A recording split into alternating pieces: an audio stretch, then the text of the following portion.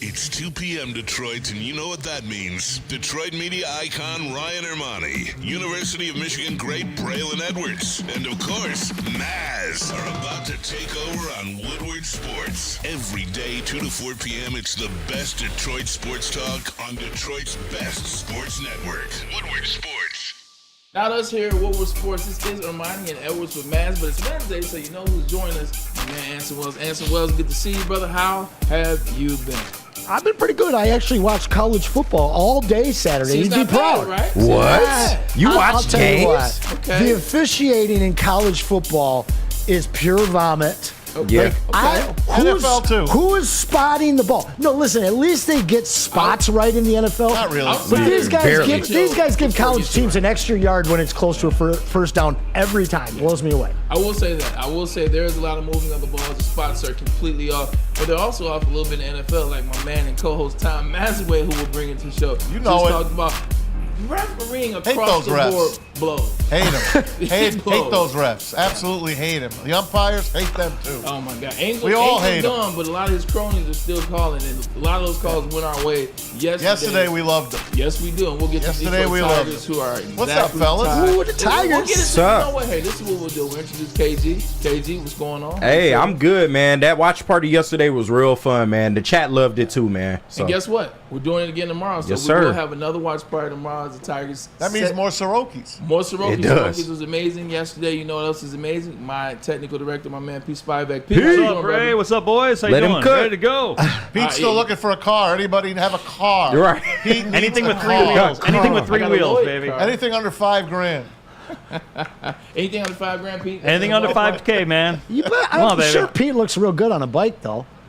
Bikes are the thing, but like I don't know if you can bike 45. How far is the Well, drive Grosse to work Point here? Park's a little far, man. But I tell you what, if I was gonna get anything, I want to get one of them T-Rexes. Oh, look at jamming, Pete. man, with the Look speaker at system. Pete. Let's get the T-Rex. Look real good in a T-Rex, buddy. T-Rex. What you gonna do with that? Man, look at Devin there in the background, man. You know what I'm saying? He's our background effect here at Woodward Sports. Look, we'll get heavy into the Lions. Dan Miller set to come on at 3 o'clock. I can't wait to talk to him about this upcoming week, big Monday night game, and we will dive into there because we didn't get a chance to talk about the Lions a lot yesterday because we were having that watch party.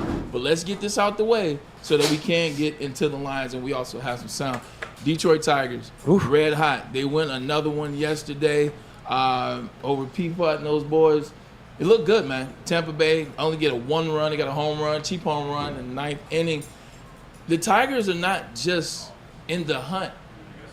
My man Anson Wells. As of right now, if the playoffs were to start, Tigers are the 6th seed and they're playing against the Houston Astros. What do you make of this run that the Tigers having down the stretch? A lot of things are happening in their favor, but it doesn't matter what happens, what team loses, and what team, whether it's the Twins that go on a catastrophic loss or the Royals that seem to be falling down the line, still got to win the games and the Tigers are winning. Well, for me, you talk about the Dodgers all off season, all season long.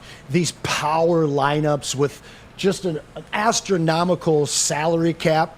There is no such thing for those kinds of teams. But we don't often see those teams win World Series. You go back to 2006, Tigers are looking amazing. Yeah. You get a Cardinals team who had 93 wins that year. How many wins do the Tigers have, guys? They got 93 wins right now. Baby. They 83. Are the best. Yeah, 83. I'm sorry, 83. Yeah. Same number that the Cardinals had that season, though. They were 83 and 79. Funny thing about that season, I wanted to play the Cardinals because the Mets, if you remember, with Johan Santana were red hot. I did not want to play the Mets, and should have wanted to play them instead. The Tigers are the best team in baseball currently. Their record doesn't say it, but how hot they've been. I mean, as a team, they're a sub 2.5 ERA lately. They're a barely over 1 whip. You don't have to have all kinds of frontline starters. You got the best pitcher in baseball right now, and then everybody else is handling business. This is a team, and I overheard you talking about it before the show started. If the playoffs started right now, there's not a team in baseball that wants to taste the Tigers. Yeah, especially the American League. I mean, outside of the Guardians, which they beat the Guardians a couple times this year too. It's not the Yankees, it's not the Astros, it's not the Orioles, and it's damn sure not the Royals. Man, as I bring you in on this, this will be a part of no cap. Bringing that back today. We have a question about the Tigers, but I I don't see the Tigers losing in the first round of the playoffs if they make it. I'm just saying. Maybe I'm getting ahead of myself. Hey, 2 games up on the Twins, dead even with the Royals. There are 5 games remaining. If the Tigers win 3 games out of the next 5, that means Minnesota would have to be 5-0, and that ain't going to happen the way they're playing. So you can basically count that the Tigers are going to be in a spot. I think they pass the Royals, and then they get the Orioles in round 1, and how apropos would that be? Remember everyone we was talking about at the trade deadline. Oh, Orioles, what a perfect match, the Tigers and the Orioles. The Orioles, they need a Tarek Skubal. Hey, look, in hindsight, for this year, I'm happy they didn't trade Tarek Skubal.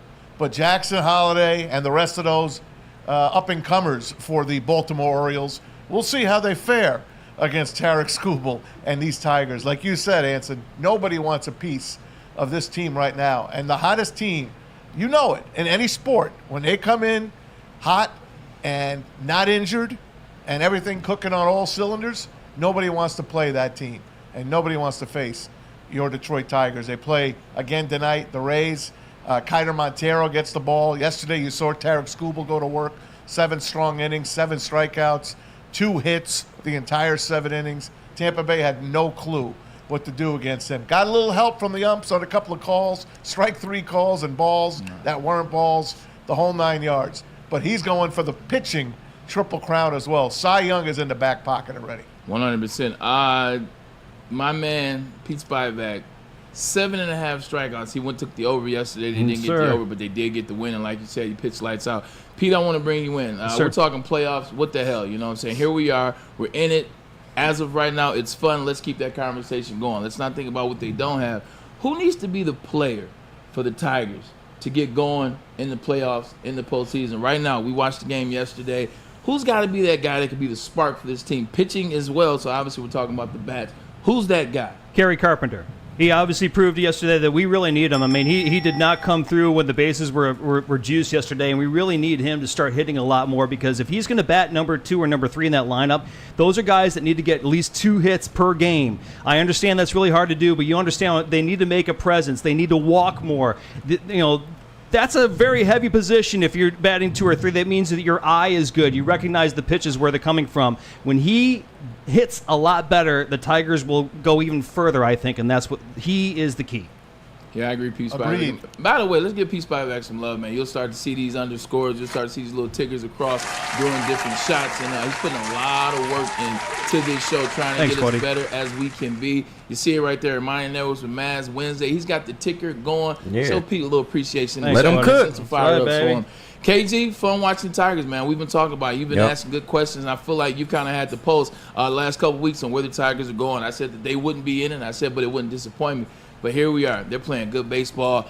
Got to get some bats, though, like he said. No, absolutely. And I felt the same way as you did. I've been positive on this team all year, but right after the trade deadline, they were supposed to be left for dead. Let's just be real here. 10.5 back. You look at the miraculous comeback that they've made, and they've done it the same way all season long. I said this earlier. They've been resilient. Think about some of those early wins early in April. It came from timely hits, and it came from, just making the right moves at the right time. And this has been a team that has fought all year long. They've never gave up on themselves, even in the face of injury, even in the face of having somebody like Javi Baez dragging down your lineup. They've managed to fight through everything, man, and it's great to see them here. I think they do get this done before the last game of the season. I think they will be able to pitch Tarek Skubal on that first game of that wild card playoff series. I'm glad you brought the Javi Baez. I want to come over to you, Anson Wells. Sometimes when you remove negativity from a space, everybody lightens up a little bit. It starts to get fun again.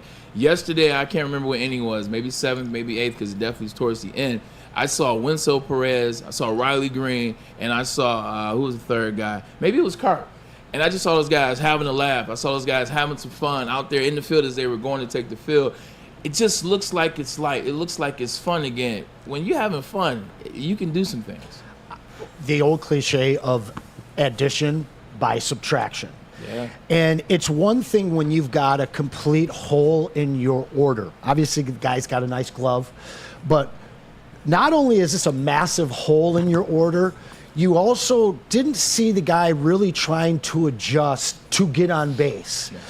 And then on top of it, it's human nature. When you're looking at a guy who's making more money than anybody else on the team and is doing nothing for the squad, you start to question it. And you start to question it all season. And you start wondering, when are we going to make this move? What happened when they made the move? August 22nd was his last game, and since August 23rd, we are the hottest team in baseball. But I got to come back to KG. You made a great point. What they did in April is why we are here today in September. Because the last few years, we've seen a very good late season push by our Tigers.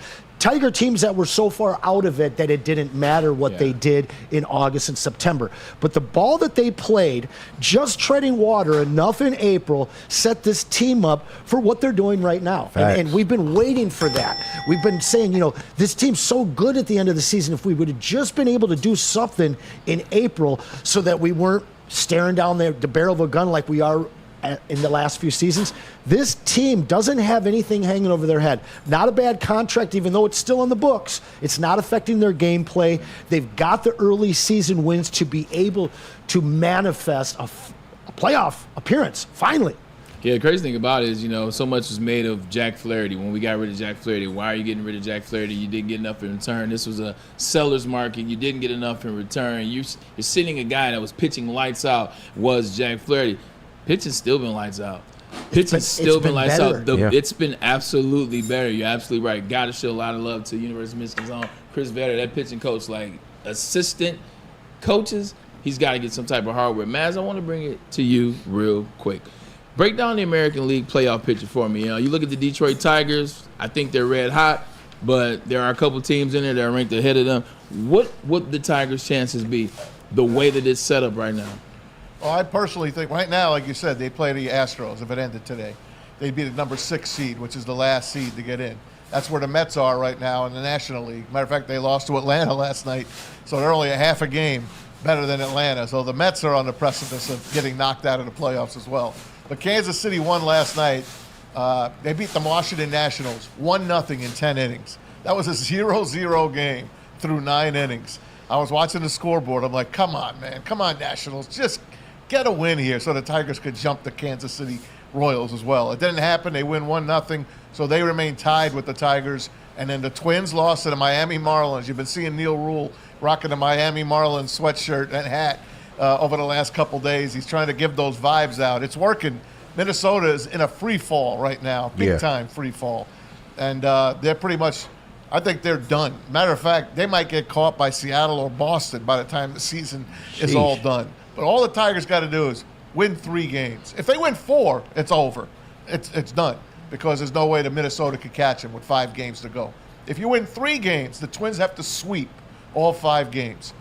If you win 2 games, they got to win 4 out of 5. So the odds are really going in the positive direction for the Tigers. I think your best bet is to get ahead of the Royals so you play Baltimore in the playoffs. Don't forget, you got the White Sox coming in this weekend. White Sox sitting at 120 losses, which ties the 62 Mets for worst record in baseball history. They won last night, so they have not passed that yet as well. So you want Chicago to get a loss here in the next couple of nights, just to get that record over with before they come into Comerica Park, trying to stave off that 121st loss. I do not want to see them coming in here on a 3-game win streak. I do not. I know they're the worst team in baseball, but Bray, what happens when a good team that's red hot plays a bad team that has nothing to play for?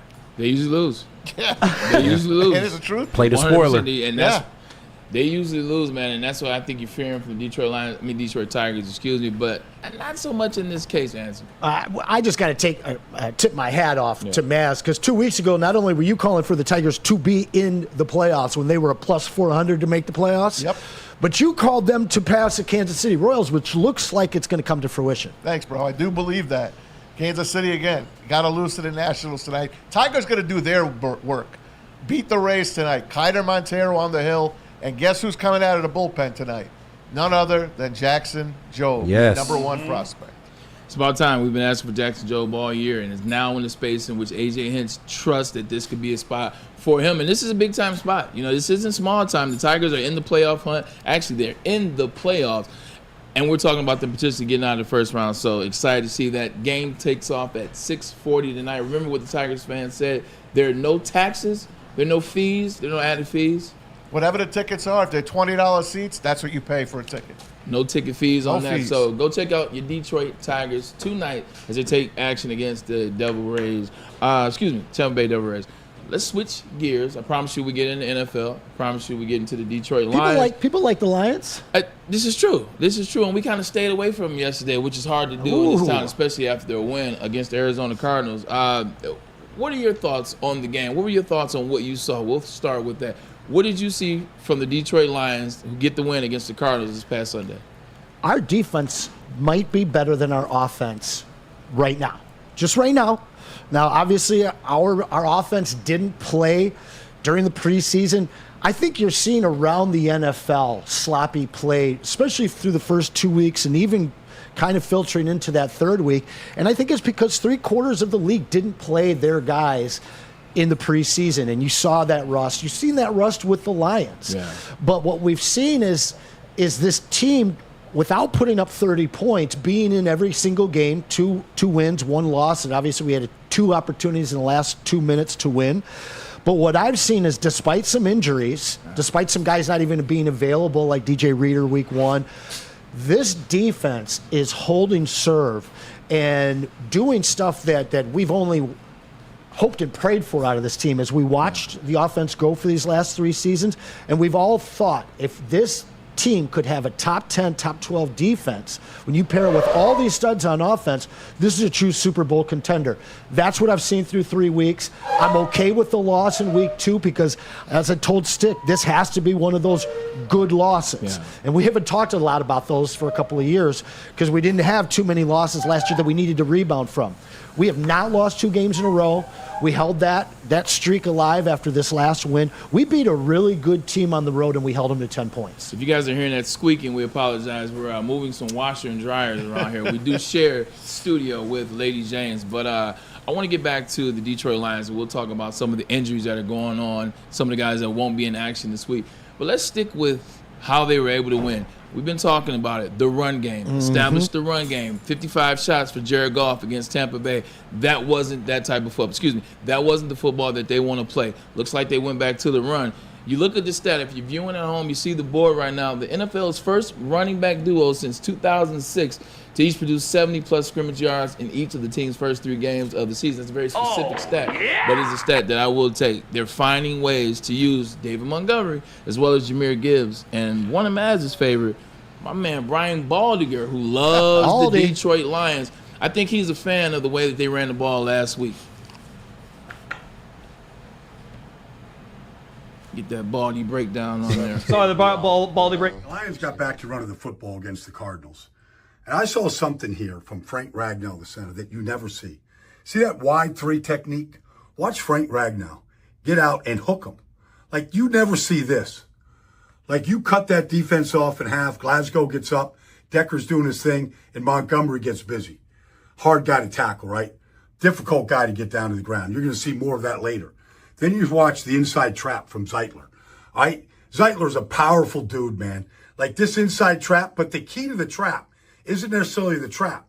The key is the passover. All right? So you watch Glasgow passing over and Decker passing over. You got to pass over flat to get to those linebackers, and then Gibbs busted. All right? 14 yards. Nice call. Then you get this.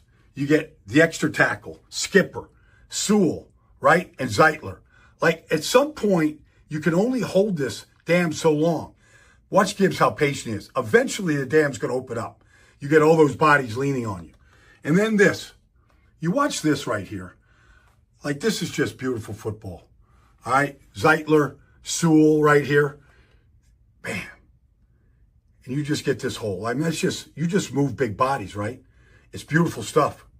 And then, I don't know, like this right here, you're going to get Montgomery going up the middle here. Like, this is just unbelievable because the Cardinals junk it up in here. Like, Montgomery doesn't have, he's just looking for some daylight and he sees it. Now you're going to see something you just never see. Like, the Cardinals are all going to hit Montgomery. He's strong. But watch his feet. They literally lift him up off the ground. Now he's up. Now they're carrying him. Like, look at this.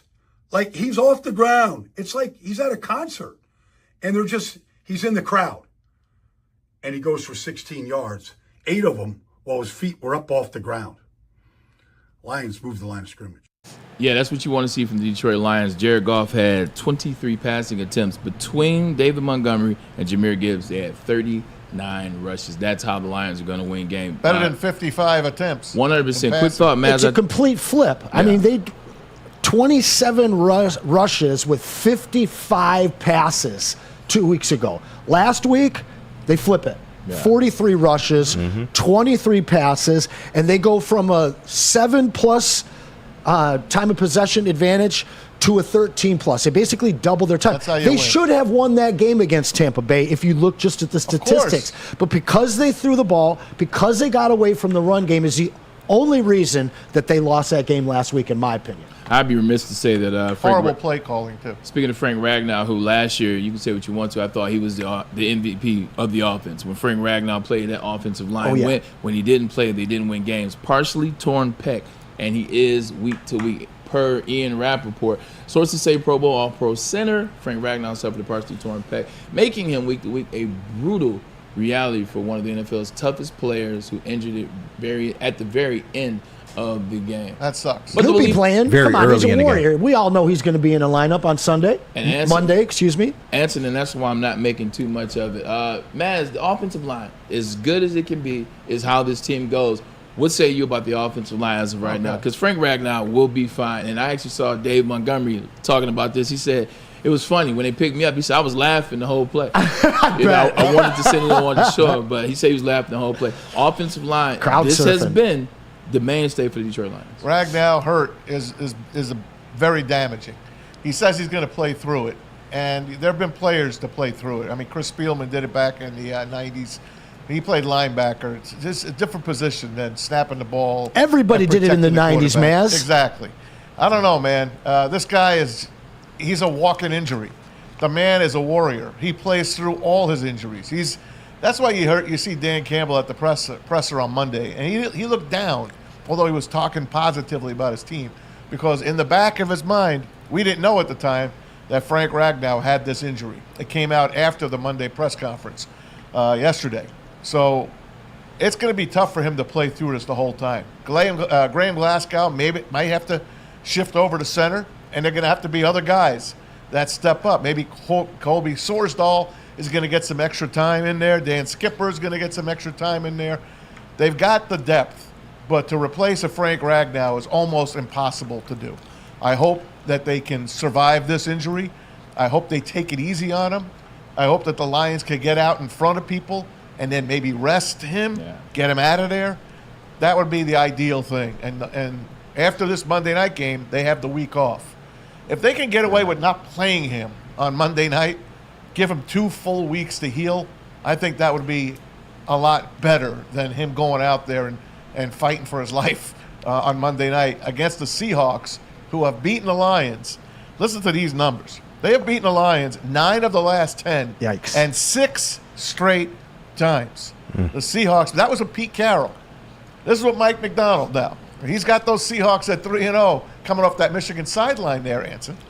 Yeah, 100% Mike McDonald. Shout out to the University of Michigan. They're 3-0. They're a damn good team. And Geno Smith, he just doesn't seem to make mistakes when he plays Looks here. Great this year. He does, but when he plays here, when he plays in Ford Field, he just doesn't seem to make mistakes. So keep your eyes on that. But that offensive line, man, you bring up a valid point. It's early in the season to already be talking about this. Frank Ragnow, he toughed out last year.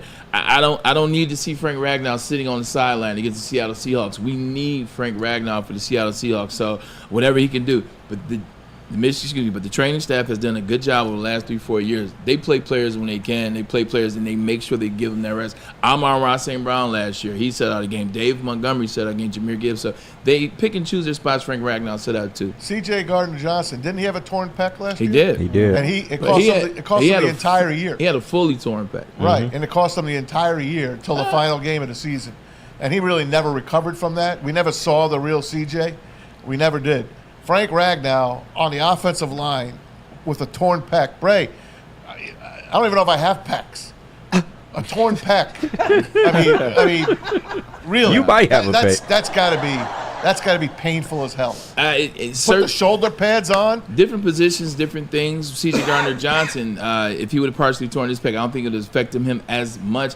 Frank Ragnar's a guy that operates in the trenches. Frank Ragnar, he's pushing guys. He's trying to block guys, and that's where that pec comes in when you're pushing, like doing a bench press. You know what I'm saying? Trying to get that chest right. So we'll see, but he is as tough as nails. And this is where you rely on Brad Holmes. This is where you rely on the moves that they made. This is when you rely on the guys that they brought in. So we'll just have to see how it goes. Like you said, they're taking it a day at a time. So are we, KG. No, and this is built on depth. Like, that was the calling card of this Lions team the whole year. We always said if somebody goes down, it's next man up. So, but in the Frank Ragnow case, and I know the guy's a warrior. Like, please, we definitely understand. He's been through so many injuries. He's almost like a veteran, but he's less than 30, and he's been through all these injuries, man. So I would just caution the Lions, and they've done a good job, like you said, of managing injuries. They're not going to rush people back if they don't need to, but we have the whole season ahead of us. This is only week 4, so you got a bye week coming up. It's an early bye week. I suggest you maybe take that time, rest them for this game, because I mean, as much as we want to beat the Seahawks, it's not must win. You can take that 3-week span, hopefully have them back for that Cowboys game, but I'm just looking ahead. You know, we got a lot more football left to play, and you don't want him struggling through something like a torn pec all year long. 2 losses in the NFC would be tough, but you're right. It is early. They can rebound. They can bounce back. Let's go on to the other side of the ball. You look at these injuries. Lions made some roster moves. They placed Marcus Davenport on the IR. This is one of those things. They placed Marcus Davenport on IR. Surprising. Derek Barnes. But here's where Brad Holmes, if there was any poking or any prying at something small, it's the drafting and the signing of injured players. This since 2 years in a row, we got burned. Last year, Emmanuel Mosley, first play. What happened? Well, no. Wait. Last year and this year, Emmanuel 100%. Mosley. That's Twice. My And apologies. Davenport hasn't been healthy for 5 years. He was playing real well the first 3 games. Oh, as yeah. Well, He he's had done sat that out for the the last second game, 5 Right. years. That's for the the story first on 3 it. games he's I know. played real well. You know, this team was so desperately in need of a bookend for Hutch, and they went and, you know, you get what you pay for. Yeah. They went and saved money when they had it. This was a great offseason in terms of free agent defensive end, you know, rushers, and they struck out. And, you know, one of my best friends that really gives me a lot of great insight hated this move. Yeah, I did. Go ahead. No, you go. No, I mean, I'm just going to be double down on what you said. This is a guy that you know, a regime that really tries to save money in resurrecting guys' careers that have shown something but haven't been able to stay healthy. And it's starting to I know we've hit on a couple of guys, but now it's starting to equal out. And when you get a guy that's kind of your 46th man in that kind of a mold, I don't have an issue. But when you go out and you hire guys that you're hanging your hat on being your number 2 corner, your number 2 D end, and they don't play but 2-3 games for you, it's a real problem. Yeah, and this was what happened when you try to cut the corners a little bit. This is when you become the smartest man in the room. And look, I'm not saying anything negative about Brad Holmes. At the end of the day, he deserves what he deserves. In this instance, it's should we have gone a different route? KG, I want to come to you. Maz, I want to ask you this as well. There's a certain defensive end in the NFL who made a comment last year about potentially coming home and playing for the Detroit Lions, said this would be the team that I want to play for. And everybody kind of laughed it off last year. That'll never happen. Well, here we are, the second year removed. Max Crosby, the noise, $38 million that you've saved, that you have on the books. Could Max Crosby be a move? And we want him. Yeah. But could it be a real move is the question I'm asking. I would absolutely love that, but I have to say no. What's the asking price? First and a second? I don't know. But either way, I just feel like it would be too much. He's somebody that even if you traded for him, you're looking at signing this guy long term. $23 million. Exactly. Ticket. That's true, but we have to worry about what we got ahead of us. We still have to sign Hutch. If Aleem balls out this year, you might want to re-sign Aleem McNeil as well. So I think there's other options for the Lions. Max Crosby would be great. Don't get me wrong. That would be an absolutely devastating move, you know, a person to add. Duo, baby. Yeah, to add to this D-line. But there are other players that you can look at, and they did keep the cap space in order to, you know, have some flexibility in case they needed to make a move. That's why you take a swing at a Marcus Davenport. Okay, cool. That didn't work out towards the trade deadline. Maybe we could look for a Trey Hendrickson, somebody that's in a contract dispute, a distressed asset, somebody that's looking for, you know, or maybe that you can use as a rental instead of giving a full contract to since you're chasing the Super Bowl. Man, isn't this what it's about? Like, isn't this what it's about? It's about building your team in a certain way in which you're there, you're competing, you're going for it. And that's what Brad Holmes, Dan Campbell have done for the Detroit Lions. And now we're sitting in the space, and Ryan says this all the time, you don't know what tomorrow is. Yep. You're in the space now. Isn't this the perfect opportunity for Brad Holmes to completely mind us and actually go after Max Crosby and make that the move? How often are we going to be in this space? We know we're a good team. But being the best team in the league, that doesn't happen every year. What would the Raider fans do? They would. Well, they're fake Raider fans anyway. They're Vegas now. I understand. Yeah, they're not in Oakland anymore. Yeah. But Max Crosby is probably the impossible dream. It would be wonderful. The Raiders aren't doing anything. They're not going to do anything for the next bunch of years. But to take that guy off that team, and then on the offensive side, to take the wide receiver, Devontae, and send him over to the Jets, so you get your two best players and get rid of them. I can't see it. There's Hassan Reddick out there. I don't see him fitting as a Lion. He's not a Lion type guy. I don't think so either. What happened with Marcus Davenport wasn't a recurring injury. His elbow, did you see the injury? It like snapped. Yeah. The offensive Marcus lineman, Davenport is a recurring injury. I understand that, but not his elbow.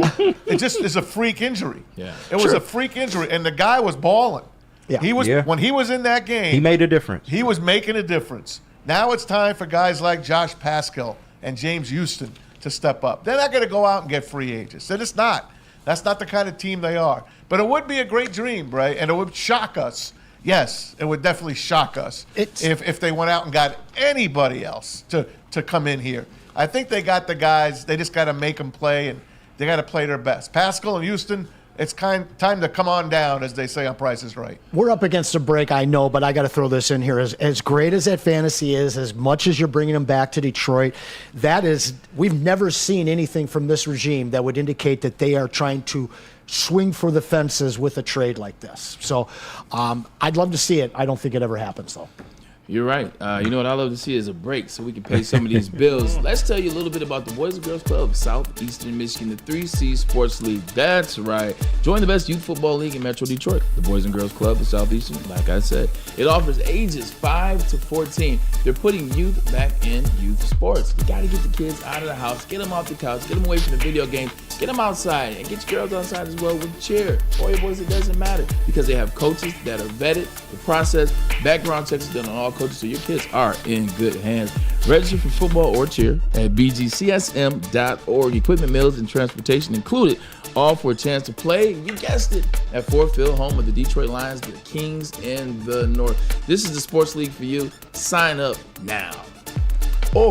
And sign up for Planet Fitness as well, because your fitness is essential. And more importantly, it's a fitness that fits into your budget. They're not hitting you over the head. They're not making you some outrageous price just to not provide you a trainer, which, oh, by the way, comes with every type of membership that you can get. With over 50 locations in Metro Detroit, this is the place for you. Squeaky clean gym, judgment-free zone, and the trainer. Sign me up. In fact, I'm already signed up. Planet Fitness, your fitness is essential.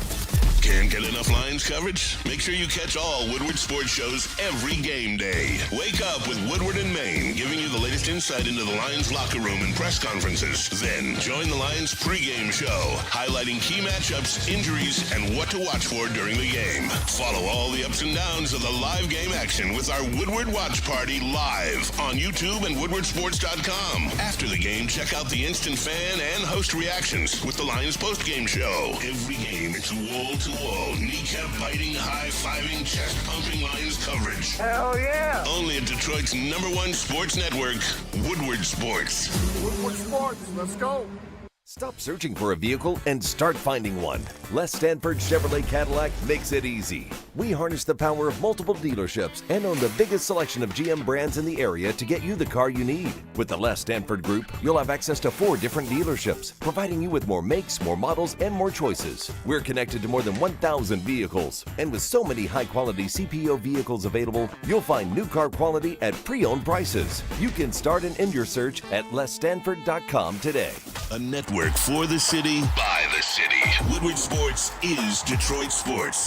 Prove that you can get just as strong at Planet Fitness. We're seeing if people can tell the difference between our 75-pound dumbbell and a 75-pound dumbbell from an overpriced competitor gym. Okay, the old flick test, that never fails. There's literally no difference. Plus, you can save $28 or more when you join today. Wow. Why would I pay more to lift the same weights? It's the Planet Fitness Strong Choice Sale. Save $28 or more. Join for $1 down, $15 a month, cancel anytime. Deal ends October 10th. Planet Fitness. Light price, strong choice. The most talked about Detroit media by other Detroit media, and we love it. It's the Woodward Sports Network.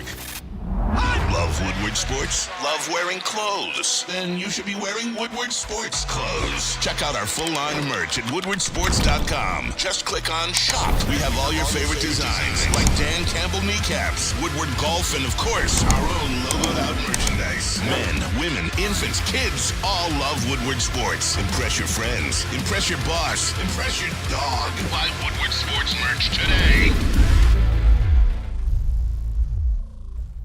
Hey guys, dreaming of a new home but feeling in a financial pinch? Well, Mark White and Associates, your trusted real estate experts, are here to help. Mark White and his team will pay up to $5,000 of your closing costs. I said $5,000. $5,000. Call Mark White and Associates today, 248-290-8242. Hit him up online as well, markwhitesells.com. Again, call Mark White and Associates today, 248-290-8242. to make your dreams come true. You know what is not awesome?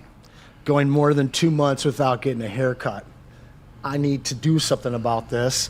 And I'm just going to walk right next door into Lady Jane's, which you can do 7 days a week, and take advantage of that $20 haircut special. I'm going to sit back. I'm going to relax. I'm going to get a hot leather neck shave. Probably not anything on the face because I can't really grow it anyway. But we got some amazing, talented stylists here at Lady Jane's. And again, walk-ins are always welcome. Lady Jane's, haircuts for men. It's wicked awesome. Yeah, listen, he played really well. And I know, like I say, he was one of those guys that I thought played at a really high level. And he's gotten better every week.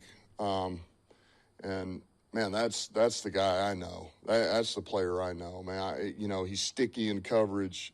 He was physical in the run game, high effort. I made a comment up there. We did a lot of punt safe, because of what they do on their punt team. They have some different looks, and I mean, he's busting his rear to try to cover the gunners down there. Going down the field, just all out effort, and so.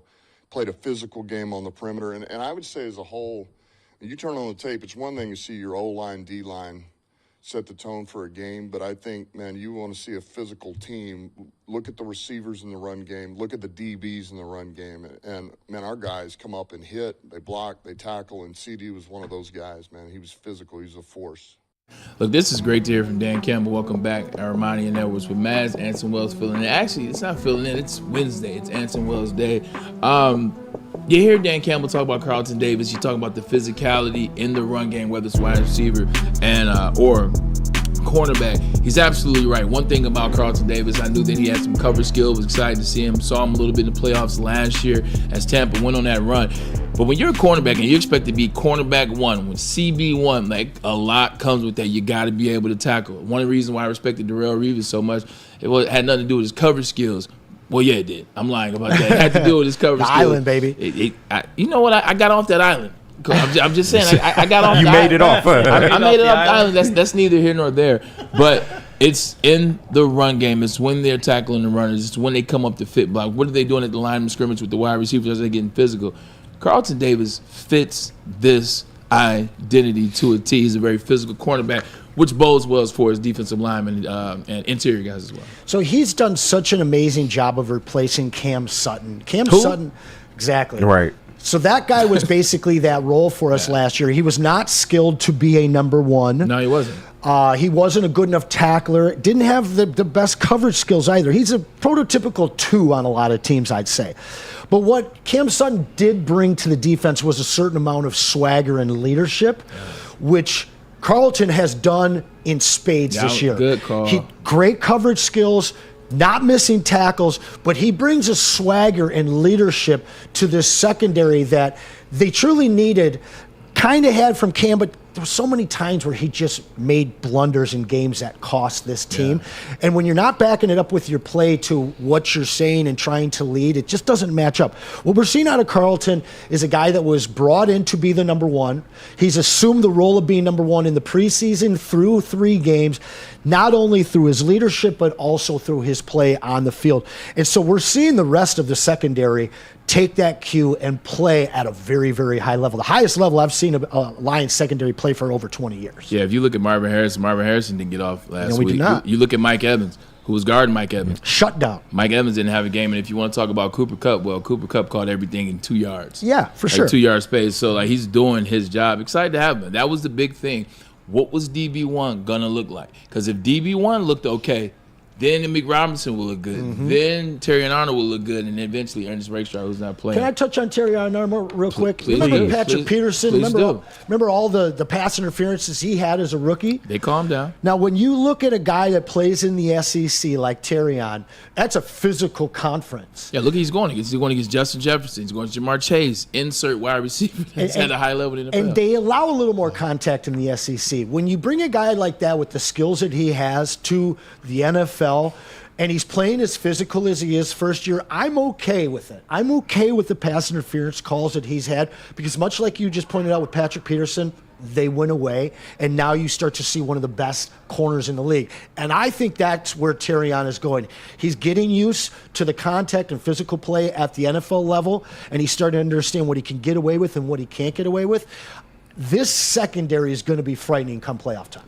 Yeah, man. You know what it is? It's, when you transition from college to NFL, at least the really, really good players, you look at the really good wide receivers, they take a lot of time at the line of scrimmage in college because you can get away with that. But the good ones in the NFL, they adjust to it. They say, okay, I can't take this long because the ball's got to be out. Same thing in defense. It takes a second. Oh, you know what? Okay, I can't get away with this. This is cool. This isn't. I think he's settling into that. So it's a heck of a player, and I think he's going to be even better than I thought he was going to be. I agree. And the kid's got moxie. Nothing's bothering him. He don't care that they're throwing the flags at him. He's blunt too. He's not complaining. The Dan Campbell's behind him 100%. You heard absolutely terrible games. Quarterbacks. Not one quarterback has really lit it up in the NFL so far. Not one. Derek Carr had a good couple of weeks. Came back down to earth last Andy week. Dalton Jaden did. Daniels looked pretty darn good. Andy Dalton went crazy. Jaden Daniels. These are all one-game things. Josh and Sam Darnold. Allen and Sam Darnold. So Malik Willis looked good, for crying out loud. All right, so looked real good, actually. This is like right now the season starts.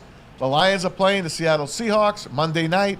Get that win, go into the break at 3-1, heal up, come back out, and punch the Cowboys in the face, because that defense, defense it's offensive, actually. Yeah, definitely offensive. Talking about the Cowboys defense. Yeah, they've been bad. Yeah. They've been bad. Yep. You mentioned Josh Allen. We were a little wrong on the Buffalo Bills, weren't we? A lot wrong. I did my penance yesterday. Oh, did you? I need to add mine in, too. I did mine on. I'm not ready to come there yet, but I'm on the way. They've been just destroying teams. I'm on the way. No true number one wide receiver. Doesn't matter. Each week, somebody else is going off. And James Cook, Dalvin's little brother, is looking like the truth. Yeah, Joe Brady is putting the ball in James Cook's hand. He's taking it out of Josh Allen. Like, look, Josh, you don't have to play hero ball. We don't need you to go out there and put on the cape, even though it's funny. Buffalo Bills have those same colors. We don't need you to do that. Like, just go out there and play the game. I'm going to give you some easy passes, some easy play action. I'm going to design some runs for you. I don't want you running the ball 20 times a game. And we're going to use running backs. They use 4 running backs on this team, most notably James Cook, who had 3 touchdowns 2 weeks ago. So I'm there. Is Khalil Shakir the best wide receiver that no one knows in the NFL?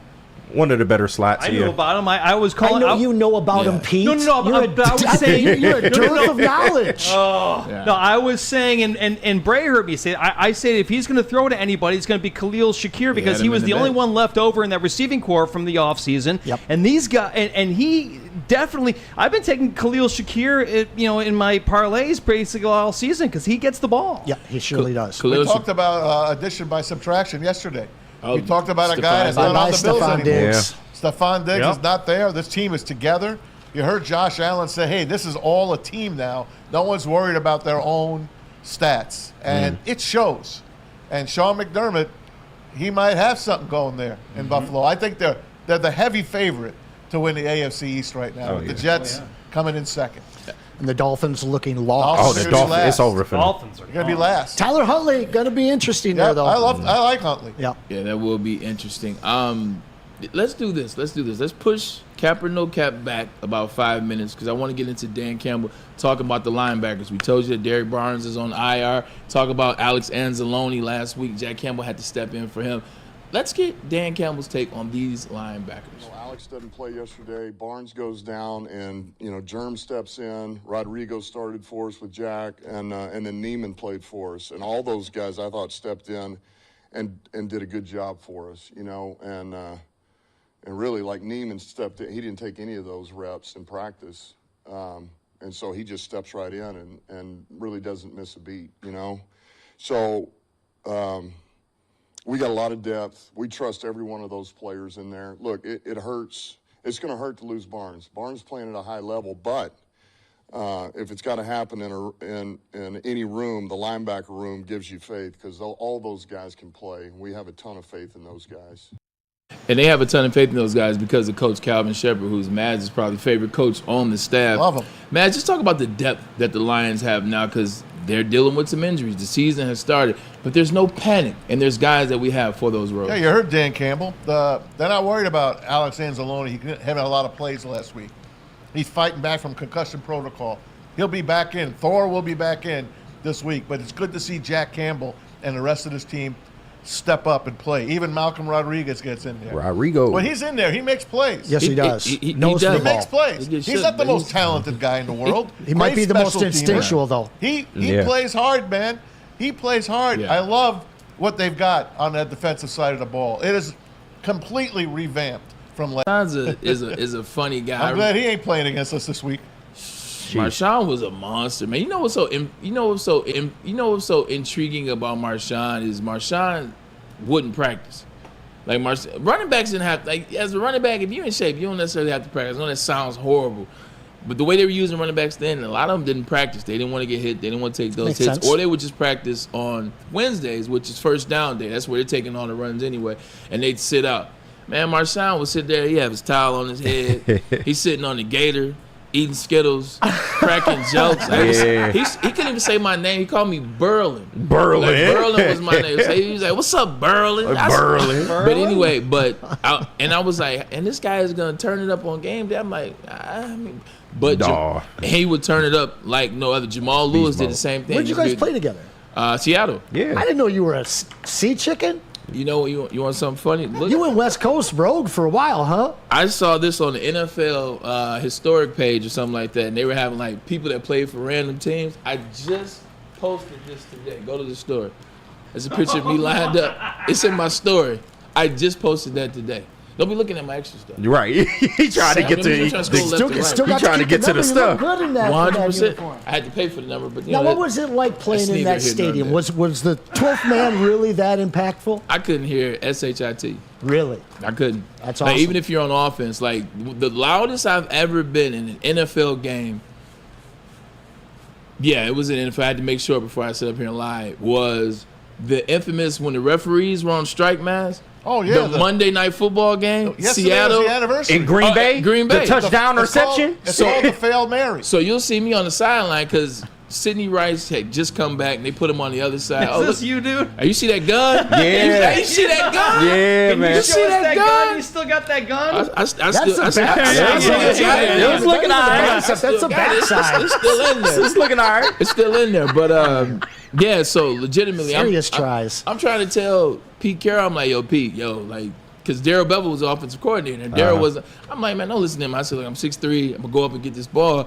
He's like, do we want him? They went with Doug Baldwin. They went with Javon Curse. And then they went with Golden Tate. And Golden Tate's the one that caught that. None of them are over 6 foot. Yeah.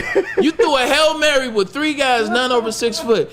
I mean, well, we didn't come down with it, but we came down with it. You're right, the touchdown That reception. Century Link was so loud. I watched from the sideline. I was like, I can see from here that he didn't Right. catch it. But hey, look. How did it feel after that, though? Because I remember that game vividly. How did you feel after getting that call? Right? Mike Tirico called that game. You know what's so funny is like I hadn't really dialed into be a Seahawk yet. Like I was a Jet. So like when that happened, I wasn't playing. Well, not playing, but I was like the third receiver. I was like, that's a BS. That wasn't no catch. If it would have been the Jets, I'd be like, he caught it. Oh, yeah, all day. All day. I saw it. I saw it with my own eyes. It was a catch. All day. It was a catch. But Seahawks, I was kind of like, might have got away with one on that one. I'll never forget Golden Tate. Century Link went nuts. It was home with the 12-man. Golden Tate played his that post-game interview after that when they was asking him, was it an interception? Hilarious. Hey, the refs called a touchdown. Right. Remember, one ref had the touchdown. The other one was waving it off. I'll never forget that. Man. That was I'm glad that I played in the Packers. 100%. I'm glad I played in the era of the bungle refs. The replacement refs. The bungles. Yeah. Guess what? The refs ended the strike right after that game. Yeah, they did. I remember. No. NFL. They had to. NFL said, hey, look, if you guys want jobs next year, end this strike. Yep. 100%. Let's end the Detroit Lions discussion for a second. Let's table that. Let's play Cap or No. Cap, we haven't played in a while. I got the hat over here. Let's get it. Let me get the hat. Bingo. Let's get it. Yeah, we're going to keep this show rolling, man. Cap or no cap. You know the game. The game is basically, if it's cap, it's a lie. If it's not cap, it's the truth. This is what we do. So, Pete, yes, sir. Let's have some fun with these, man. Put them up in order as you see fit. Bam, bam. And here you go. I'm going to get you going out the gate. Anson Wells. Do the Vikings scare you? Vikings scare you. It's a statement. Cap or no cap? A lot of people high on the Vikings, and a lot of people say that the bottom will fall. Well, I know Neil Rule and Stick are both super low on this guy, and I have gone out of my way to let them know how wrong they are. This is not cap. This is a team that could press for the division. They're 3-0, and you've got a guy in Sam Darnold in his 7th year who is about to do the same thing that you saw Baker Mayfield do in his 6th year. Finally go to a good team with good receivers and a defense. If you are sleeping on the Vikings, I'm going to tell you the same thing I told you all offseason. Don't sleep on this team. This is a team that won double-digit games just 2 years ago and missed the playoffs by 1 game last year with terrible quarterback play and an injured Justin Jefferson. Not cap. Be careful of the Vikings. Tom Aswell, I come to you.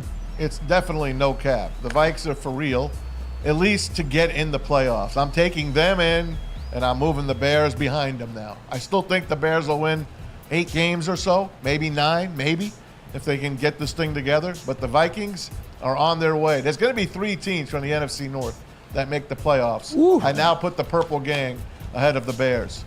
Definitely no cap. The Vikes are for real. It's Skull. I got something for you. I see what you did there. I got something for you, too, because you used to tell me that a team was going to be the number 1 division. Excuse me. And I told you I think they're number 2 this year. We'll get into that in a second. Look, this is no cap. And one of the main reasons why, it's not because of Justin Jefferson, although it is. It's not because of Sam Darnold being connected to Kevin O'Connell, although it is. It's Brian Flores in that defense. If you would have told me that Danielle Hunter would leave this Vikings team and this defense would actually be playing better, I would have told you you're full of it. Cap. This defense has been playing lights out. Brian Flores, maybe he took those shots, when Tua kind of said F Brian Flores, or he's a piece of this or he's a piece of work. Maybe he took that serious because he has this defense playing renewed and invigorated. So it's been fun to watch. I think they would scare me if I was a diehard Lion fan, which I now am. I think they split with the Lions now. I had them as a sweep. Now I think they split. I got money with Neil Rule and Stick that they take a game from us. I don't want it to happen. Yeah, neither do I. Listen, we got to go to Minnesota, and we still got to host them. All 3 of the teams in the NFC North play the Lions close, period. And with the exception of last year, Mads, you talk about this ad nauseum. They split with the Vikings every year. Yep. It doesn't matter what the Vikings are like. It doesn't matter what the Lions are like. That's just a series that always splits. All right, KGP, want to get you on the next one. Give me the next one. All right. There you go, my friend. Aiden Hutchinson leads the NFL in sacks, and you can put a slash by that because if you lead the NFL in sacks, you're probably going to do what? Defensive Player of the Year. So I come to you first, KG. Aiden Hutchinson will basically, let's just say, lead the league in sacks, win defensive MVP. No cap. This man is on a pace we have not seen as Lions fans. Ever. And he's also on a run of backup tackles that has never been seen in the NFL. He's going against another backup tackle this week. When they played Seahawks last year, he played against 2 backup tackles. That was another reason why we were pissed and went to overtime. They didn't have an offensive line last year. It's crazy, man. But I think Hutch is taking the next step. He seems to be getting better at okay, he always got in the backfield, but he's getting better at actually bringing down the quarterback, man. And you love to see that. I like the improvements he's made. He don't even need that much help, man. We got DJ Reader helping him out. We don't got so much pressure on the other end, but I don't think it matters, man. Give me no cap. Pistol Pete, what do you say? No cap, my friend. I mean, this guy is currently leading the NFL after 3 weeks with 6.5 sacks. That's a sack and a half ahead of Will McDonald of the Jets. Go Jets. I'm telling you, man, Aiden Hutchinson is putting this defense on his back. He wants to be the leader. He wants to get Defensive Player of the Year. He's obviously playing like it through the first 3 weeks. Let's see how it goes. But so far, good start. No cap on my end there, Mr. Braylon Edwards. Anson Wells. I got to go no cap as well. He may not win the Defensive Player of the Year, but he's going to lead, at the very least, the NFC in sacks. Facts. When you look at guys like Myles Garrett, J.J. Watt, those are some of the anomalies that were drafted high, came in their first year, and did damage. Maybe not always getting to the quarterback, but putting up big-time pressures. What you saw out of the first 2 years out of Hutch, even though he didn't always get home, he has some record-paced numbers in terms of pressures and hurries and knockdowns and things like that. Now you're seeing it all translate in year 3 to getting home. This last game, where he didn't get a sack until the very last 5-6 minutes of the game, you still saw his pressures and hurries impacting the game. Even though he didn't get home, it was impacting Kyler Murray and the Arizona Cardinals offense. By the way, I called that he would have a sack last week, ladies and gentlemen. You did. Yes, you did. I got to go down. Tom Azaway. I don't want to be the wet blanket, but it's man. It's cap. He's not going to lead the man. NFL in sacks. Bidding $1. He might lead the NFC in sacks, and he is playing outstanding. Of course he should be. He's getting better every year. The guy works hard, but it's cap. He's not going to lead the NFL in sacks. There's too many other great D tackles that get to the quarterback on a regular basis. Wet Max blanket. Crosby being one of them. All right, you know what, Maz? I have no problem with that. You're entitled to your opinion. I'm just telling you, your opinion is wrong. Wet blanket. Thank you, Bray. Your Wet opinion is blanket. wrong. Come on, Bray.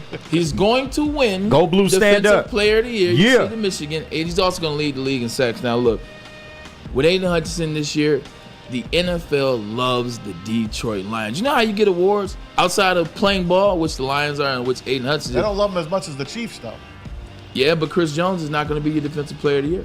He'll probably be in the running. It might come down to those two, but I think it'd be Aiden Hutchinson. He's playing better. Before the Tampa Bay game, I said, look, I don't want to hear anything about pressures. I don't want to hear anything about hurries, and I don't want to hear anything about triple team. This is a game that we need to see why we drafted you second overall 3 years ago. This has got to be that game. What did he do? He showed us. When they needed him, what did he do? They showed us. So he's showing you that I don't care about it. Look, I don't care if you got DJ Reader in there. I don't care if you have Lee McNeil. I don't care about Davenport. I don't care what you got going on, but I'm going to do my job this year. And I think it's the Lions' turn for somebody to get some hardware.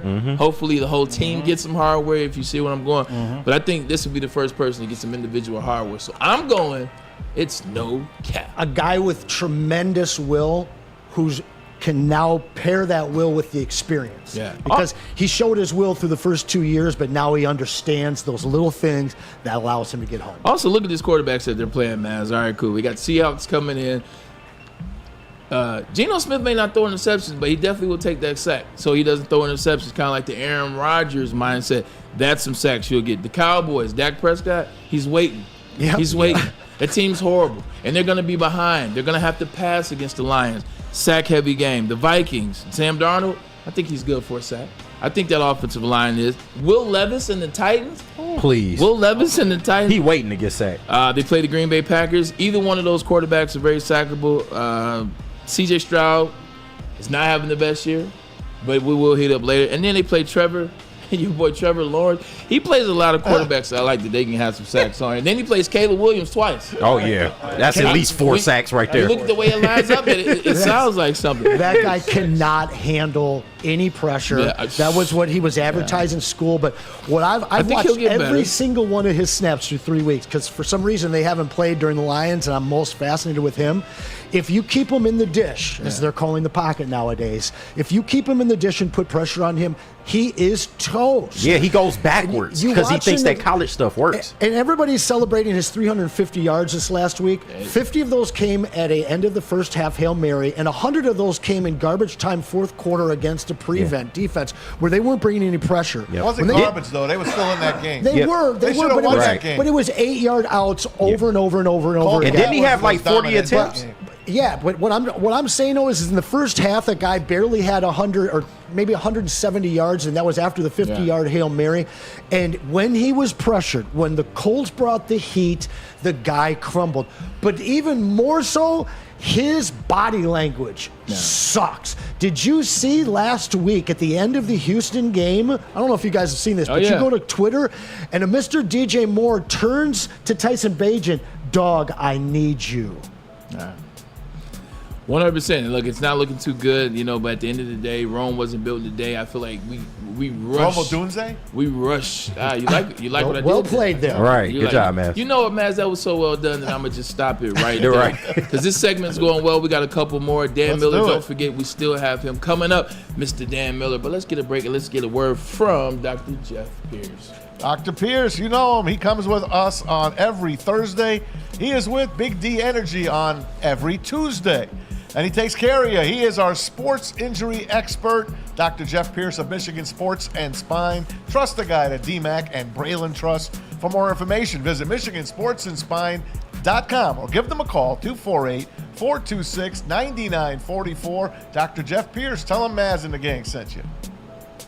We're also going to talk about my favorite pet store, and should be yours as well. PremierPetSupply.com. Family owned and operated for over 30 years, 13 Metro Detroit locations, over 60 brands of food at the lowest prices available, curbside delivery if you need it, and they got nutritionists on call anytime you have a question about your beloved pet. Give your pet the best, don't settle for less. It's PremierPetSupply.com.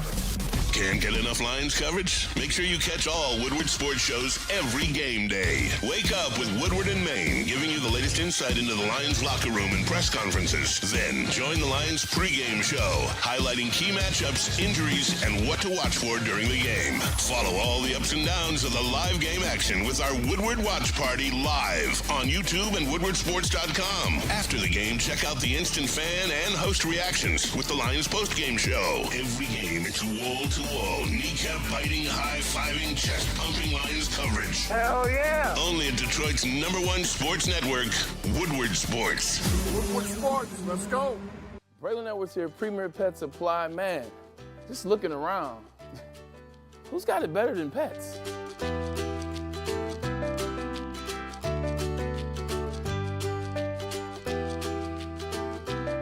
Come on, a baby stroller for Coda?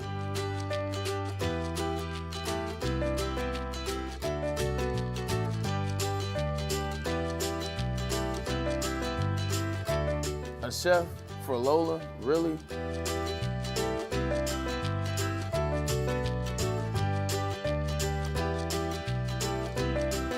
You don't have to tell me who the real boss here is. Who's got it better than pets? Nobody, especially here at Premier Pet Supply. For over 30 years and more than 13 locations, Premier Pet Supply has everything that your pet can dream of, and guess what? It's all under one roof. Premier Pet Supply, family owned, operated, and proud to call Metro Detroit home. Check out PremierPetSupply.com or scan the QR code today. Who's got it better than pets? Nobody! A network for the city, by the city. Woodward Sports is Detroit sports. Prove that you can get just as strong at Planet Fitness. We're seeing if people can tell the difference between our 75-pound dumbbell and a 75-pound dumbbell from an overpriced competitor gym. Okay, the old flick test, that never fails. There's literally no difference. Plus, you can save $28 or more when you join today. Wow. Why would I pay more to lift the same weights? It's the Planet Fitness Strong Choice Sale. Save $28 or more. Join for $1 down, $15 a month, cancel anytime. Deal ends October 10th. Planet Fitness. Light price, strong choice.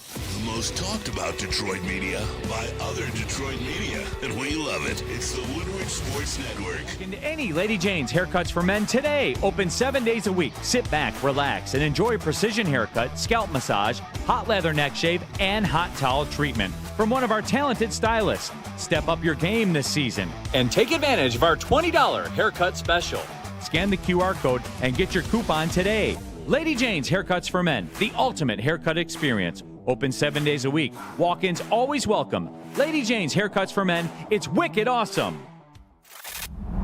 Love Woodward Sports? Love wearing clothes? Then you should be wearing Woodward Sports clothes. Check out our full line of merch at woodwardsports.com. Just click on Shop. We have all your favorite designs, like Dan Campbell kneecaps, Woodward Golf, and of course, our own logoed out merchandise. Men, women, infants, kids, all love Woodward Sports. Impress your friends. Impress your boss. Impress your dog. Buy Woodward Sports merch today.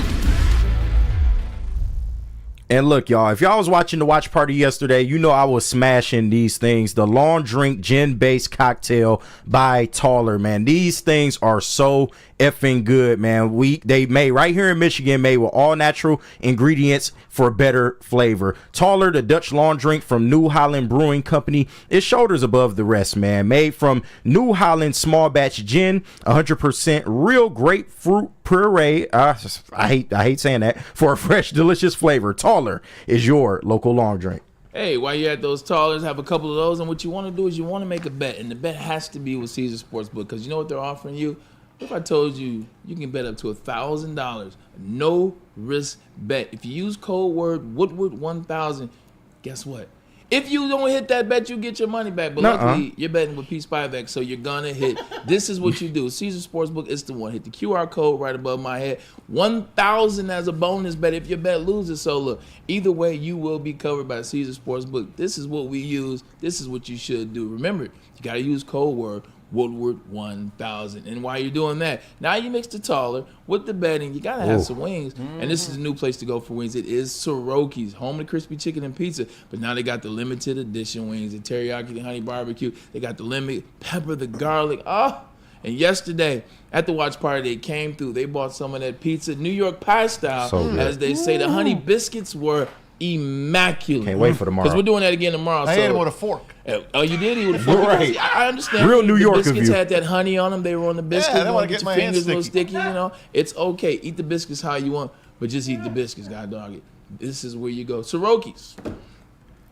All right, back to, I guess it's Edwards and Wells with Maz I like today. Anson and Edwards. You like Anson and Edwards? Or Edwards and Anson. Yeah, you go first. You know, the bigger the check, whichever one you want. Whichever way you want it, baby. Talking about cap or no cap, we bought it back. Just got my hair braided, so I'm not wearing the hat today, but we had some good ones thus far. Pete? Yes, sir. Let's keep it rocking and rolling. Rock on, baby. All right. Maz, you just talked about it. The NFL season, there's been some bumps in the roads for some teams. The Ravens are now 0-2. 1-2. Start off, they're supposed to be the second best team in the league. Yada, yada, yada. The San Francisco 49ers, they have a loss. Make it 2 losses. So I ask you, are the Lions, who are 2-1, win over the Cardinals in the desert, are they a top 5 team right now? But currently in what you see. Because there are some teams with better records. 5 to be exact. No cap. Lions are a top 5 team all throughout the season because they have that much talent. But just right now, I don't care. I'd still put them as a top 5 team. Okay. Because their offense hasn't got going yet. Yeah. They should be 3-0, as Anson said earlier. They doubled more than doubled Tampa Bay's offense in week 2. It just didn't work out. It was a poorly coached game, and Jared Goff played his worst game as a Lion. That just happened. That game is in the rearview mirror. They beat Arizona. The defense is better. The offense is coming into its own again. They are a top 5 team. That's no cap. I think you pretty much said everything, man. Anson, I come to you. Top 5 team, Detroit Lions. Yeah, absolutely. You've got 2 teams that are undefeated that I would put ahead of them in the champion Kansas City Chiefs, as well as the aforementioned Bills. This is a Final Four team from last year. You look at the guys that beat them. San Francisco's 1-2. You look at Philly, they've struggled. I don't really know who I would put ahead of them if we're not 3. I certainly can't take them out of the top 5, no cap. I like that, man. I think everybody probably had the same answer. Yeah, no cap. No cap. I go to you. Yeah, no cap. I don't think, you look at the undefeated, you got the Bills 3-0, you got the Chiefs 3-0. I'd take them over the Lions, but the Steelers, nah. The Vikings, sure, they're playing great right now, but I need to see a little bit more. And then you would probably have the Lions, somewhere in the mix there, so no cap. Pete, I'll give you the first one. I'll give you the first crack at the next one. You got it, my I'll end friend. it with this. Defense, defense. Because of the defense, the Detroit Lions are definitely in the top 5, and to be honest, they're in the top 3. I agree with all 3 of you gentlemen. Next one. Here we go. All right. Jared Goff got paid in the offseason. $53 million a year he makes. Hasn't been able to do what he did last year, which is protect the football, or the last 9 games of 2022. He's had a turnover in each one of his games thus far this season. So I start off with you, Pete Spivey. Yes, sir. Jared Goff throws a pick this week. Is that cap or no cap? That is cap. Okay.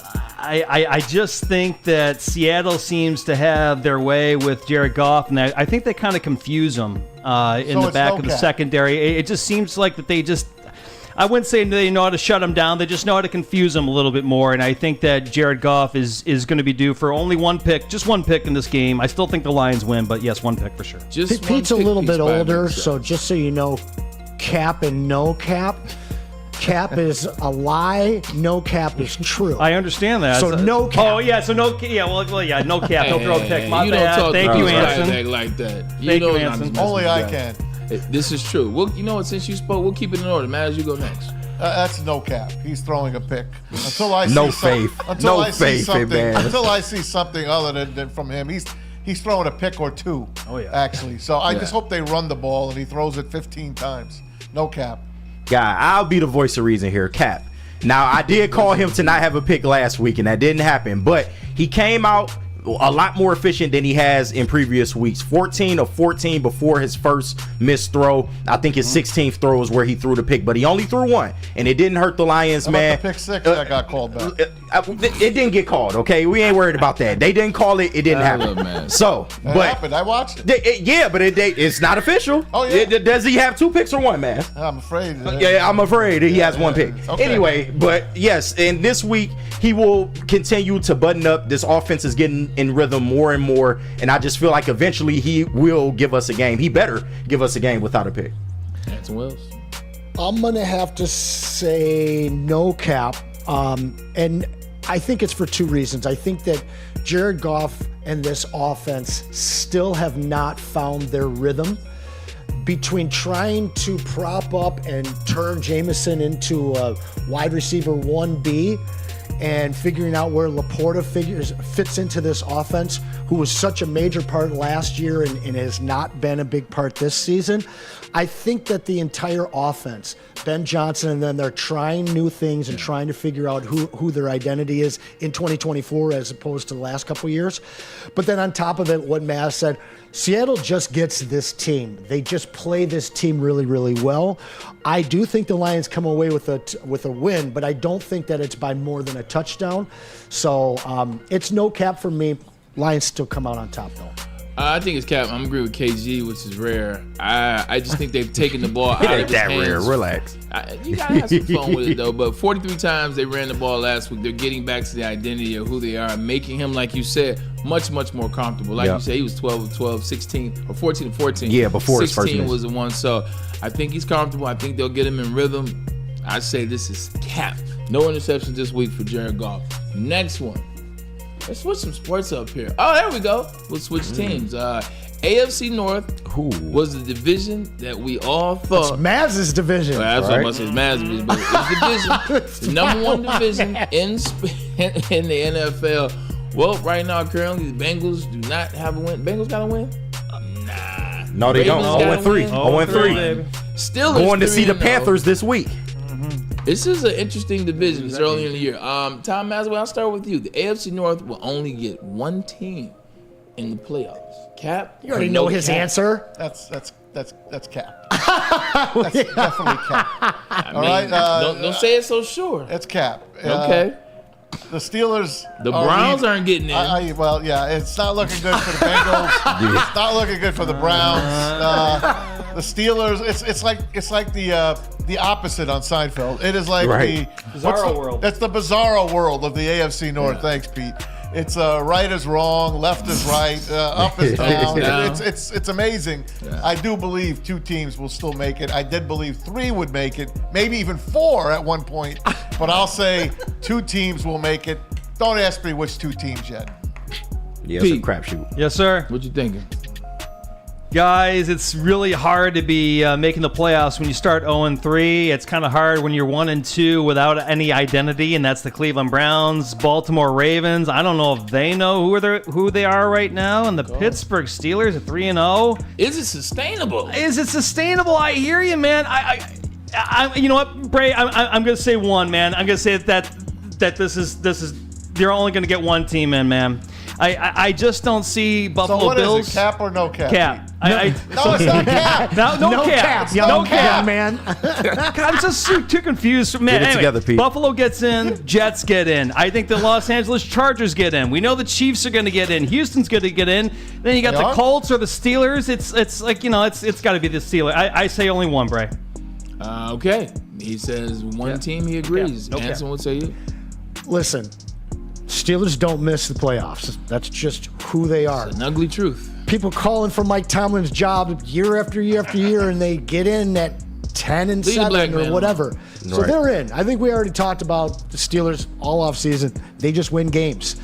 But I can kind of get on board with your lack of an identity for the Ravens. Yeah. Through the first 2 weeks, a big change in this offense. Last year, they allowed Lamar Jackson a lot more freedom. This year, they've allowed him even more in checking down and changing plays at the line. It didn't suit them well in the first 2 weeks. Last week, they got to their bread and butter with their new addition in Derrick Henry, and much like the Lions, pounded the ball down their throats.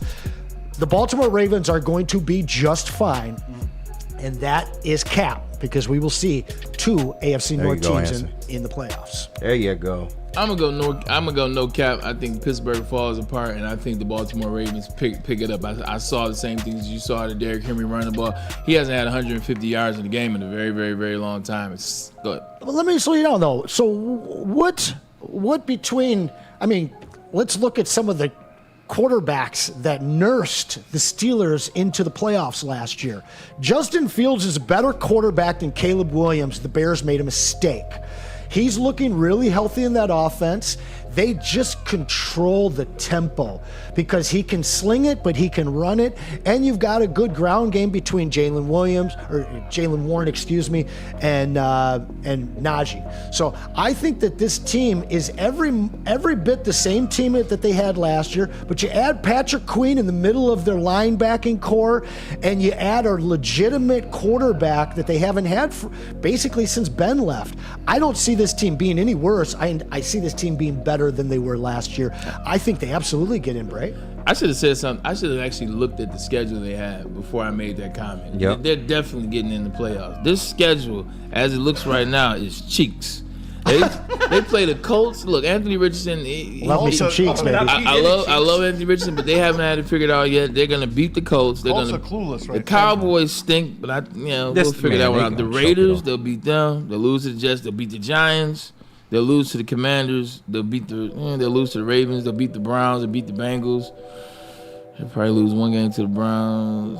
And they got the Chiefs. You think? I don't know. They got to win, 10, probably 11 to get in? Nah, they only got to win 7. Oh, 10 to get them in for 7 sure. more games. Oh, look at the Lions truck. 10 gets them in. The playoffs when I was That's playing. you. That was back It then. was only 16 games. That's right. Extra team gets in now. Here you go with the back in my day stuff. Back in my NFL. Next topic. I ain't like that, man. This is for you. Jaden Daniels, who Anson Wells has sworn by since draft. I said he was going to be good.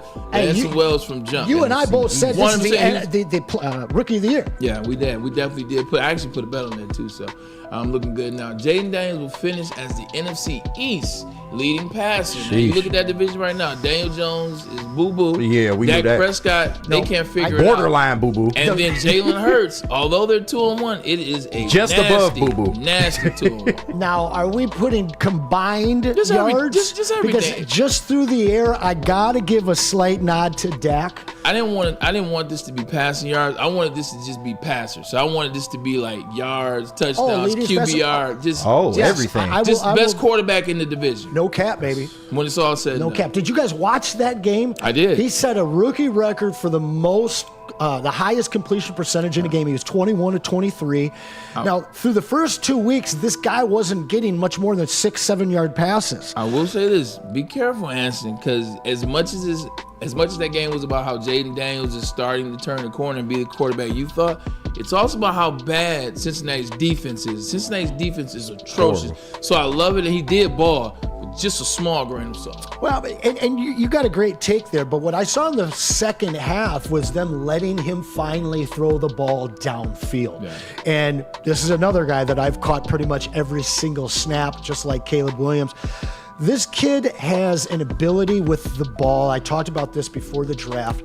He, to me, mirrors Aaron Rodgers and Patrick Mahomes in terms of what he can do hiding and disguising the play with his ball skills in an RPA and play action scenarios. But this guy's got a really clean release. He's very, very accurate, and he has a speed at running back that is matched only by Lamar Jackson. So what I love about the commies, like just start with this kid to his career, is they are not putting too much on him. They are allowing it to come slowly. Like Caleb Williams is getting too much put on his shoulders with a terrible offensive line. Instead, with Jaden, you're just letting them give what the defense is giving. They're not asking them to do too much. The second half, you saw them take the handcuffs off a little bit, and we saw what we saw at LSU. I think that this kid only gets better as the season progresses because what we've seen so far is a lot of great rushing yards, 3 touchdowns on the ground. What we're going to see as the second half goes down is we start seeing him getting into the 20-plus passing touchdowns. Sorry, I chuckled a little bit. I forgot we live in a world in which the head coach of the LA Lakers is now the Washington Commanders. Magic. Yeah, JJ. That's still weird to me. But anyway, wait, he's what? He's the head coach of where's JJ at?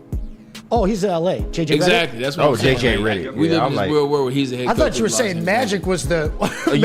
He's part of the ownership group for Washington. I thought y'all was talking about the Commanders. Oh no, he sold the ownership. Maz, quick one from you on Jaden Daniels.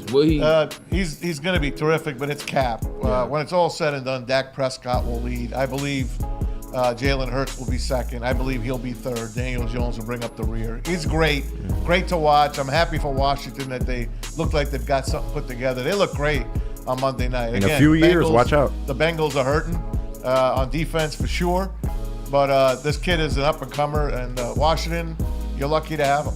Can I reformulate this question just a little bit because it'll make it clear who's going to have the better fantasy football finish out of the quarterbacks? Because that's what I'm saying. Because of the running aspect of it. And that's what you're talking about. Their passer overall, winning games, getting into the end zone, putting together yards, whether it's with your arm or your legs. At the end of the season, I see this guy having more fantasy points than even more than Jalen Hurts, who you and I thought could be a dark horse favorite for an MVP.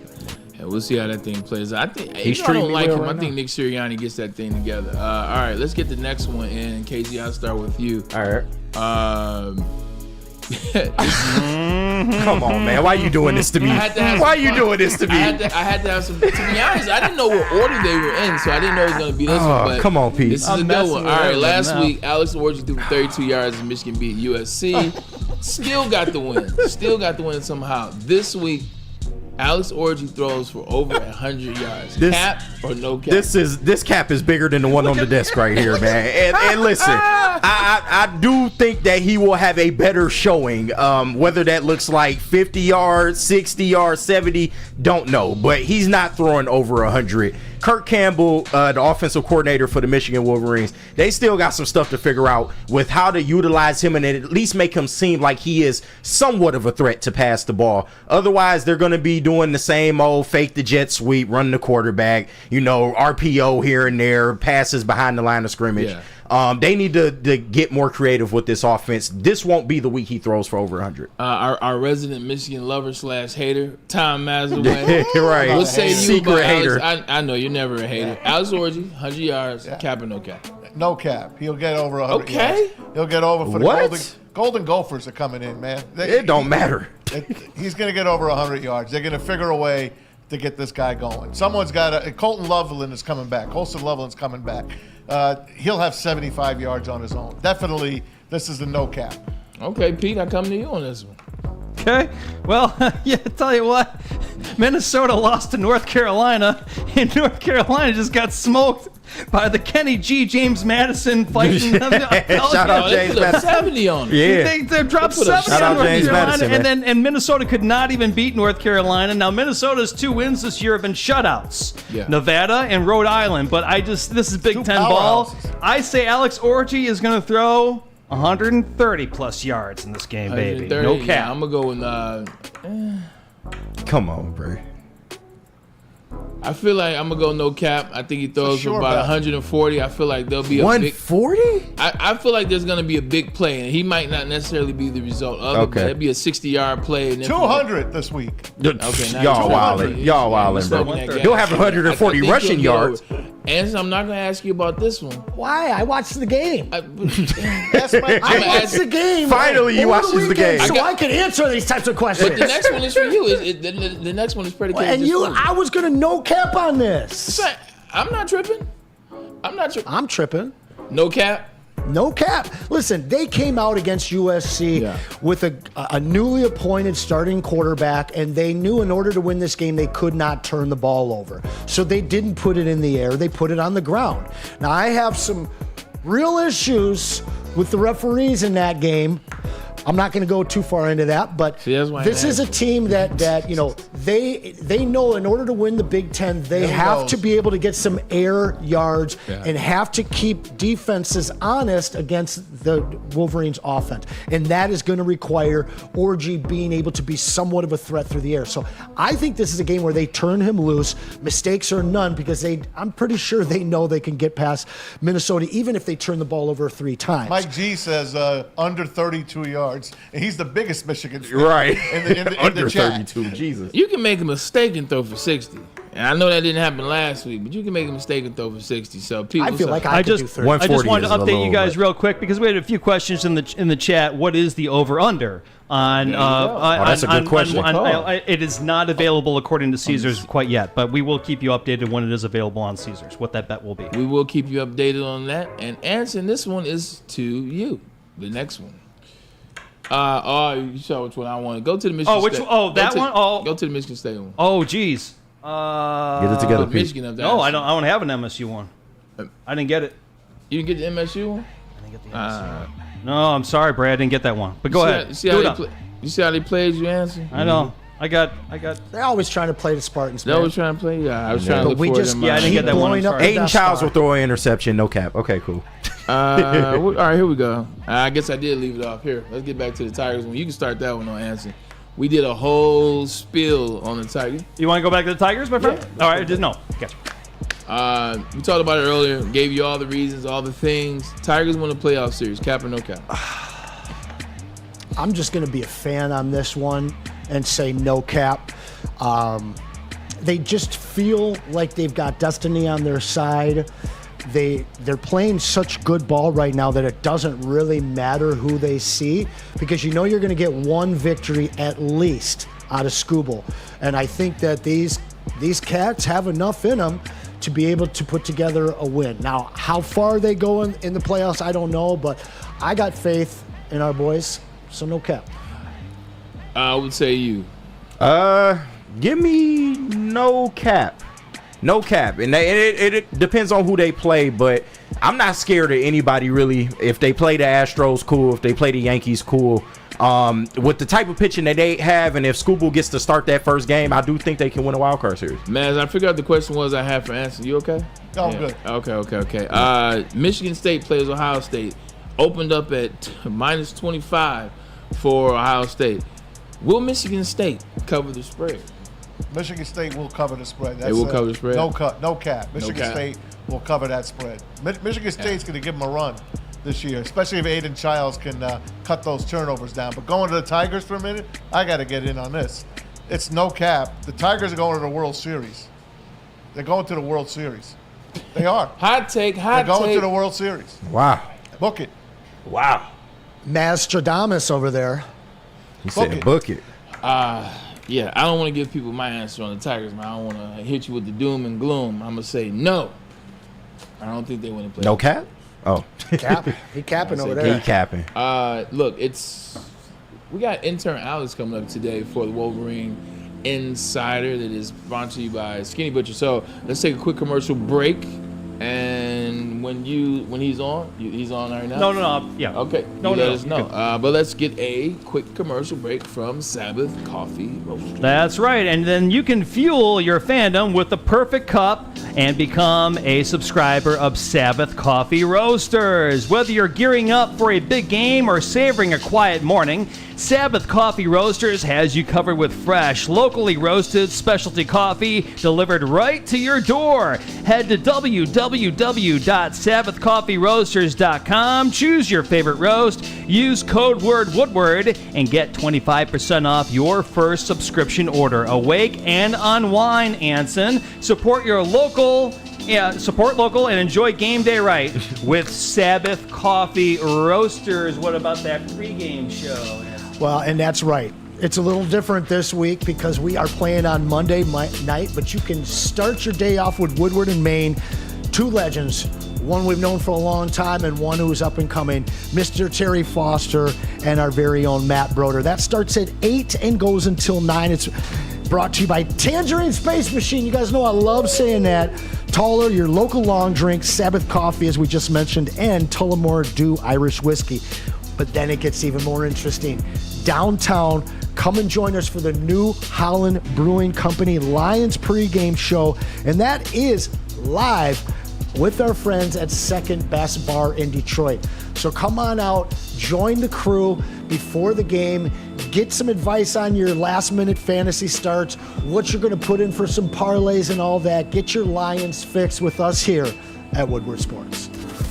Can't get enough Lions coverage? Make sure you catch all Woodward sports shows every game day. Wake up with Woodward and Maine, giving you the latest insight into the Lions locker room and press conferences. Then join the Lions pregame show, highlighting key matchups, injuries, and what to watch for during the game. Follow all the ups and downs of the live game action with our Woodward Watch Party live on YouTube and woodwardsports.com. After the game, check out the instant fan and host reactions with the Lions postgame show. Every game, it's wall-to-wall, kneecap-biting, high-fiving, chest-pumping Lions coverage. Hell yeah! Only at Detroit's #1 sports network, Woodward Sports.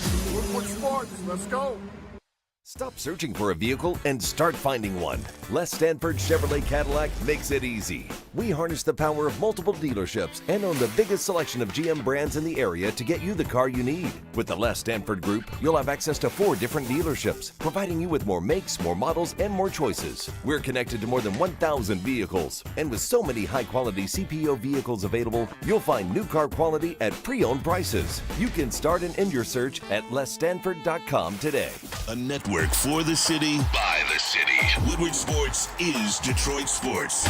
Prove that you can get just as strong at Planet Fitness. We're seeing if people can tell the difference between our 75-pound dumbbell and a 75-pound dumbbell from an overpriced competitor gym. Okay, the old flick test, that never fails. There's literally no difference. Plus, you can save $28 or more when you join today. Wow. Why would I pay more to lift the same weights? It's the Planet Fitness Strong Choice Sale. Save $28 or more. Join for $1 down, $15 a month, cancel anytime. Deal ends October 10th. Planet Fitness. Light price, strong choice. The most talked about Detroit media by other Detroit media. And we love it. It's the Woodward Sports Network. Walk into any Lady Jane's Haircuts for Men today. Open 7 days a week. Sit back, relax, and enjoy precision haircut, scalp massage, hot leather neck shave, and hot towel treatment from one of our talented stylists. Step up your game this season and take advantage of our $20 haircut special. Scan the QR code and get your coupon today. Lady Jane's Haircuts for Men, the ultimate haircut experience. Open 7 days a week. Walk-ins always welcome. Lady Jane's Haircuts for Men, it's wicked awesome. Love Woodward Sports? Love wearing clothes? Then you should be wearing Woodward Sports clothes. Check out our full line of merch at woodwardsports.com. Just click on Shop. We have all your favorite designs, like Dan Campbell kneecaps, Woodward Golf, and of course, our own logoed out merchandise. Men, women, infants, kids all love Woodward Sports. Impress your friends. Impress your boss. Impress your dog. Buy Woodward Sports merch today. Listen, y'all, Woodward Sports is giving you the chance to play with a legend like Darren McCarty, Kirk Gibson, Calvin Johnson, or the best receiver at Woodward Sports, Braylon Edwards, man. It's the Randy Wise Celebrity Golf Tour. Register today, and you can play like a VIP. Go to woodwardsports.com or scan that QR code above my head. And when it comes to your next cart or truck, make the wise decision. It is Randy Wise Automotive. And also, take a look at our merch, man. We got some of the best sports merch in the game right now. WoodwardSports.com. Click that shop tab. Lions, Tigers, Red Wings, Pistons. Oh my, we got it all, man. Whatever you're looking for, we got it. Go to WoodwardSports.com. Click that shop tab. Listen, there's only one thing to do when you run a great business for over 50 years. You expand and offer more of your great products to more people, and this is exactly what Les Stanford has done by adding Les Stanford Buick GMC. They offer the same great service that customers have come to know and trust for over 5 decades now. They're located on Woodward Avenue, just south of 9 Mile. Check out Les Stanford in Dearborn today at lesstanford.com. Les Stanford Chevrolet, together, let's drive. It's the Red Kettle campaign for the Salvation Army. Start with the Salvation Army's Red Kettle campaign. Visit registertoring.com. Sign up for some shifts. You have the option of a 2-hour session at a physical Red Kettle site. That means in front of a storefront. Or you can do a virtual bell ringing shift right from your own home. Virtual bell ringers can sign up and begin raising funds at any time. Traditional bell ringing doesn't start till Friday, November the 7th, and it runs through Christmas Eve, excluding Thanksgiving and Sundays. To sign up for volunteer shifts, visit registertoring.com. It's the Salvation Army Red Kettle campaign. Man, that was a lot of reads, man. Yeah. But you know what? Hey, but it's good. We here. People want to rock with Woodward Sports, and we appreciate that, and we appreciate you guys for tuning in. It is a Wednesday, so Skinny Butcher presents to you Wolverine Wednesday with my man, intern Alex. Alex, how you doing? Big win in Ann Arbor this Saturday. Yeah, Alex. You know, a team and fan base really needed that type of win for the morale of everything. So it's always great, you know, have a historic brand like USC come to town and come out with a big win. And let me ask you a question. Michigan beats USC at home. USC picked to beat them. They're ranked ahead of them to get the win after how they lost to Texas. Is that like a save the season type of win? Like you said, the morale. How did the morale change this week in Ann Arbor? Are people heads up thinking that they could do more, or is it just like, all right, USC is not good as well? What's the conversation in Ann Arbor? Oh, 100%. This was a massive win for morale. And around campus, you can really tell. After the Texas game, everyone was talking about kind of a doom and gloom sense of us not being a very good football team, which is outrageous to say. And having USC come in and really win in such a dominating fashion, where it might not be dominating in the sense that we put up 50 points on them, however, we ran it through their face the entire game. It once again is really making everyone in Michigan Nation feel really good about this football team we have in front of us. And there's some things they need to work on, but at least we know they have an offensive identity, they have something to hang their hat on, and they can go out and win games. It looks like the offensive line is starting to find their footing as Michigan is running the ball. They're getting back to their identity. Mullings kind of had his coming out party. He won the game for us at the end. Donovan Edwards, there was a Donovan Edwards sighting in that game as well, so that bodes well. Moving forward, you cannot win in this division and you cannot get to the playoffs with 32 yards of passing. What do you think is going to change from week 1 to week 2 as we welcome Colston Loveland back this week? Yeah, so Michigan obviously needs to get its passing game going. You cannot win games, like you said, with 32 passing yards. This week, ironically, we might be able to against Minnesota because Iowa beat them last week with only 60 passing yards. But however, looking at the long term, Michigan, the whole passing unit is kind of dysfunctional right now. The O-line is very good at run blocking, but pass protection has been a weak spot, with Evan Link in particular. Wide receivers aren't getting great separation, and outside that, we have not had great quarterback play.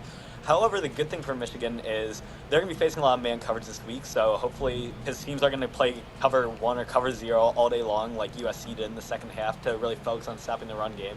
So we got to bank on our athletes to be able to get separation, go out there and make plays. But then the good thing for Michigan Nation that I think is not getting talked about enough is this team last year won without really passing the ball a ton and can go going forward. I went back and looked at the stats from last year. And from the Penn State game on last year, J.J. McCarthy only averaged 140 passing yards a game. So right now, 32 didn't look good. However, going from 32 to 140 is not that big of an ask, realistically. So I think that's something that Michigan fans should really be hopeful for and optimistic about going forward. J.J. also had the best offensive line in football, followed by a dual threat in that backfield with Evan and with Edwards. He had some good receivers too. 100%. Right. And that's one thing I'm glad you brought up. I'm glad you brought the separation. I did notice that as well. Like when they're getting a chance to throw the ball, It's not a lot of room for these guys to make those plays, so I'm glad you brought that up. KG, you had something? Yeah, so I wanted to talk to you about the defense, Alex, and I thought they had a very good showing this past Saturday, and I've been critical of Wink Martindale, but I felt he called a great game aside from that go-ahead touchdown in the third where the slot corner kind of blitz. Maybe that was a corner. I mean, maybe that was a blown coverage, not really sure, but what do you take away from this defense so far through 3 weeks? Yeah, I agree with you. I think this is Wink Martindale's best game. I think he kind of stopped trying to be the smartest guy in the room and started just calling plays that are going to work, not going for exotic coverages just for the sake of being exotic. But I also feel like the team's kind of focusing more on the fundamentals. Against Texas, we saw sloppy rush lanes, bad angles of pursuit and tackling, but this week we didn't see it as much. The team, they were making some good tackles in the open field. Third down, they finally clamped down on that again and became good on third down. And most importantly, we've been talking all offseason about how good we expect this Michigan defensive line is going to be, how we think it's the best in college football, and we kind of finally saw that for the first time all season this week. Josiah Stewart may have been the player of the game. He was living in that USC background to the point where he almost needed to change his address to be there. And then Kenneth Grant may have had the best game of his career as well, and Mason Graham had a sack. So if that defensive line plays like that, Michigan will be in every game this season, no matter who it is. And so that is definitely the biggest factor that is helping this Michigan defense right there. Alex, how about the running game? I mean, Khalil Mullings, I don't know. The kid looks like the real deal, man. Revelation. He's a horse. Just put a saddle on him and let him go, man. Oh, yeah. Khalil Mullings 100% needs to be running back one for Michigan now. Donovan Edwards has some great home run plays, but Khalil Mullings, he's a chain mover. He can run through contact better. He has better ball carrier vision. And as we saw in the clutch moments, he will not go down for Michigan. That final drive, he actually had every offensive yard from Michigan on the ground. Yeah. And on the season, he's averaging something like 8.8 yards a carry. I don't know what more he has to show to really become and be anointed as that bell cow back for the Michigan offense and get the majority of the carries. Will Johnson went out with an injury. Sharon Moore said he's going to be fine. He could have played. But then he didn't play in the last series. What are you hearing about Will Johnson going forward? It's cautious, but I think he's going to play this week. You know, he had a press conference on Monday, and he was talking about how he's just getting x-rays on his shoulder and is a little banged up.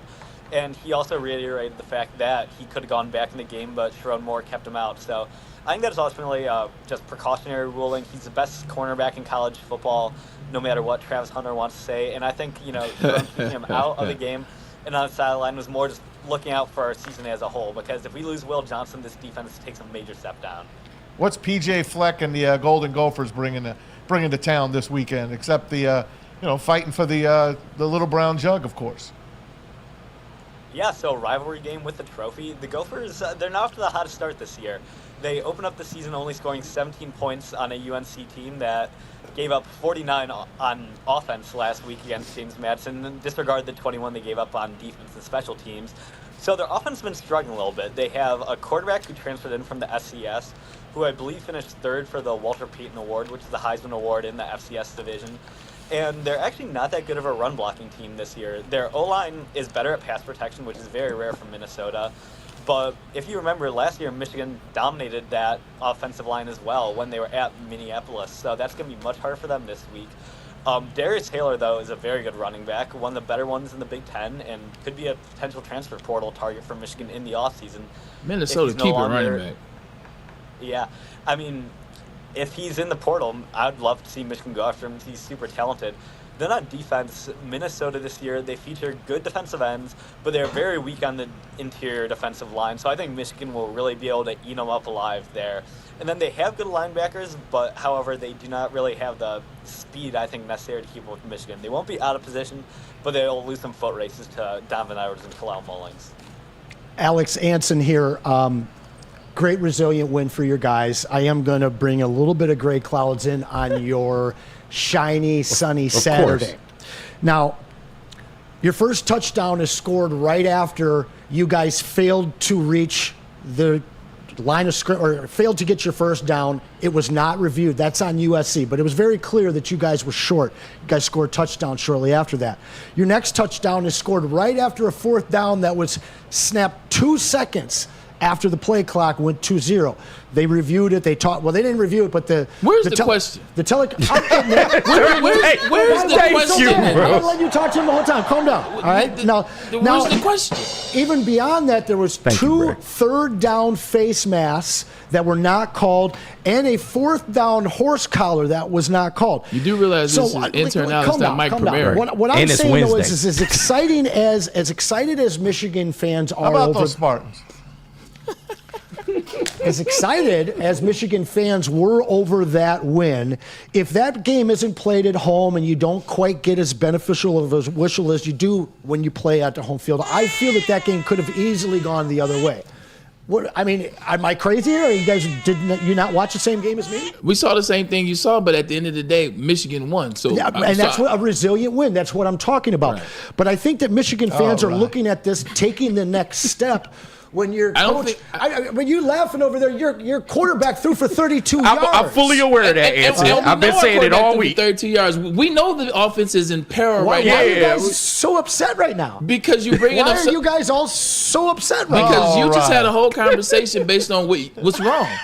Like, Michigan is agreeing with the same things that you're saying. We're not on the opposite side of it. We're not defensive. I'm confused because if about the question. Because if it had gone the other way, Michigan fan would be crying all week long about the bad calls. That was a terribly officiated game, and everything that I saw went to you guys, which is what happens in the big house. I get that. It was a great resilient win. USC should have reviewed that play. What I'm saying, though, is my question is this a little bit of smoke and mirrors? Is this team as good as Michigan fans? Just ask that. No, I will ask that after I get to talk. But you don't have to do all that. Why are you so mad? The referees did this, You're so the referees mad. did that, and the Michigan fan base, and they think this. Just say, I'll hey, let look. you get mad, but not everybody else that didn't go to the school. At the end of the day, just say, hey, look, couple calls went Michigan's way. We understand they got the home call. I just outlined five major ones. 3 of them on 4th down. Hey, Alex is on the phone. Are we going to interview Alex? We just forgot Alex. I'm just saying, like, Alex is here to talk about Michigan. We're talking about Minnesota, talking about Michigan. They won. I just talked about Michigan. He's not Mike Pereira. If you would have not interrupted me, I could have gotten it through in like 40 seconds. If you wouldn't have but been now we're on 4 minutes. But you're acting like this is Mike Pereira, and it's not. We're not talking to the referees. I'm we're not asking him whether he thought the plays were wrongly called or not. What does that matter? Is there a false sense of security on how good this team is based on a very, very tight win? Who thought that they were good? We watched ourselves get blown out by Texas, and we just barely beat a USC team that ain't that good. Okay, well, so who thinks you they're just that answered good? my question. So you are not pie in the sky excited about this team? Hell no. Okay, how about you, Alex? Welcome back. Yeah.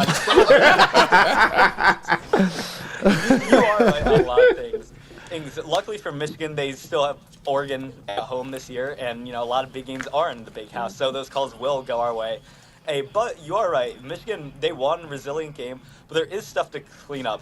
A clip went kind of viral of Lincoln Riley talking about how outside of 4 plays, he thought USC defended the run pretty good, and a lot of Michigan fans were clowning him on Twitter.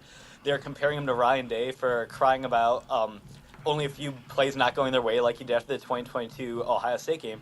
But if you actually really look at the stats, Lincoln Riley's kind of right. Outside of Michigan's 4 longest runs, they only ran for 135 yards on 42 carries, I believe it was, or 41 carries. And two of those carries, the 2 big ones, came right after 4th downs that I felt were really miscalled that should have been a turnover on downs. It's Wednesday. I'm not crying, bro. I gave you guys. Okay. Go ahead, Alex. I mean, Michigan will need to be better on 1st and 2nd down, ultimately. This offense, they came up and made big plays. Whether those plays should have happened is debatable. Anyone can rewatch the game and interpret the rulebook how they want. But Michigan does need to be better. They can't keep getting into 3rd and longs. With a team with an offense like this, they probably are going to have to go for it on 4th this year. 'Cause if we're just going to be dedicated to running the ball the whole time, we're going to have to, get in a lot of 4th and short situations. And I think it's also time for Michigan to get creative on offense. We have Alex Orji, who's a great runner. So start breaking out some weird concepts. The Packers beat the Colts a few weeks ago with Malik Willis barely throwing the ball, and they ran it like 50-something times that game. The Ravens ran it 40-something times last week against the Cowboys. So Michigan, if the pass game and the pass offense can't get going, they're going to need to break out some creative run concepts. Maybe that means going as far back as looking at Fritz Chrysler and the Magic Magicians for Michigan back in the 40s, bring up some weird wing tee concepts. But I agree with you, because the calls are not always going to go Michigan's way. But they need to clean up the stupid penalties, and they also need to get creative so teams can't just fully crash the middle of the line of scrimmage every play. Alex, I have to take my hat off to you because you are the most based in reality Michigan fan and analyst that I have ever seen. Great answer. Always love having you in here. I know that these guys got a little bit more for you. Hey, Alex, just step away from the Wolverines for a second because you're a college football expert. Alabama and Georgia this weekend. Looking forward to that game. Tuscaloosa. What says you? Yeah, so I'm really looking forward to this game. I think it's going to absolutely be the game of the season in college football. And it might honestly be one of the most impactful games of the next decade for college football. Where Michigan-Ohio State, this year's game is super important for determining the future of the rivalry. This determines who will pretty much be the top dog in the biggest conference in college football. As much as we hate to admit it as Big Ten fans up here, college football ultimately runs through the SEC right now in its current form. So everyone thought when Nick Saban stepped down that Georgia was automatically going to step up and take the crown as the ruler of the SEC.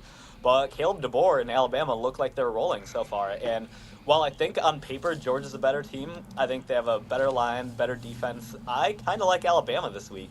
I think for some reason this Alabama team just lives in Georgia's head. And I think the fact that this game is in Bryant-Denny Stadium instead of between the hedges, I think Amon-Ra is going to step up. I think he's going to come out and really cement himself as one of the Heisman frontrunners. So I'm going to take the Tide this week. All right. Yeah, I think we should take the Tide. Alex, look, can you stick with us for a quick commercial break? We got to pay some bills real quick, and we will come back with a final thought on Michigan and this show. But let's get a message from the post-game show. Should have the guy to my left do it, but I'll do it. Who is that good-looking guy up there? Up there to my right. So there it is. Over there, it's Anson Wells. New Holland Brewing Company post-game with Stick and Anson. The cool thing about the post-game show is as soon as the game's over, they give me their immediate reactions, and also you can jump into the chat, you can jump into the phone line, you can call, you can be a part, or you can even come down because it is live at Hayes Social. This is a place to be. Sponsored by Tangerine Space Machine. Now that is a drink. Tangerine Space Machine. Taller is another great drink, and then 1800 Tequila and Sabbath Coffee. Woodward Sports is the best sports network in the state. So why not hear about from our guys what the Detroit Lions do in this win against who they play this week?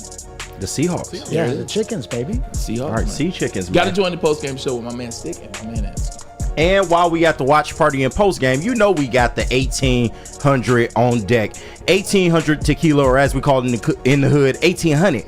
Officially, the official tequila of Woodward Sports, Lions watch parties and post game show. Join 1800 Tequila and Woodward Sports every Lions game live at Hayes Social in Shelby Township and celebrate the wins with Smooth 1800 Tequila, proud sponsor of your Detroit Lions. 1800 Tequila, the best taste in tequila.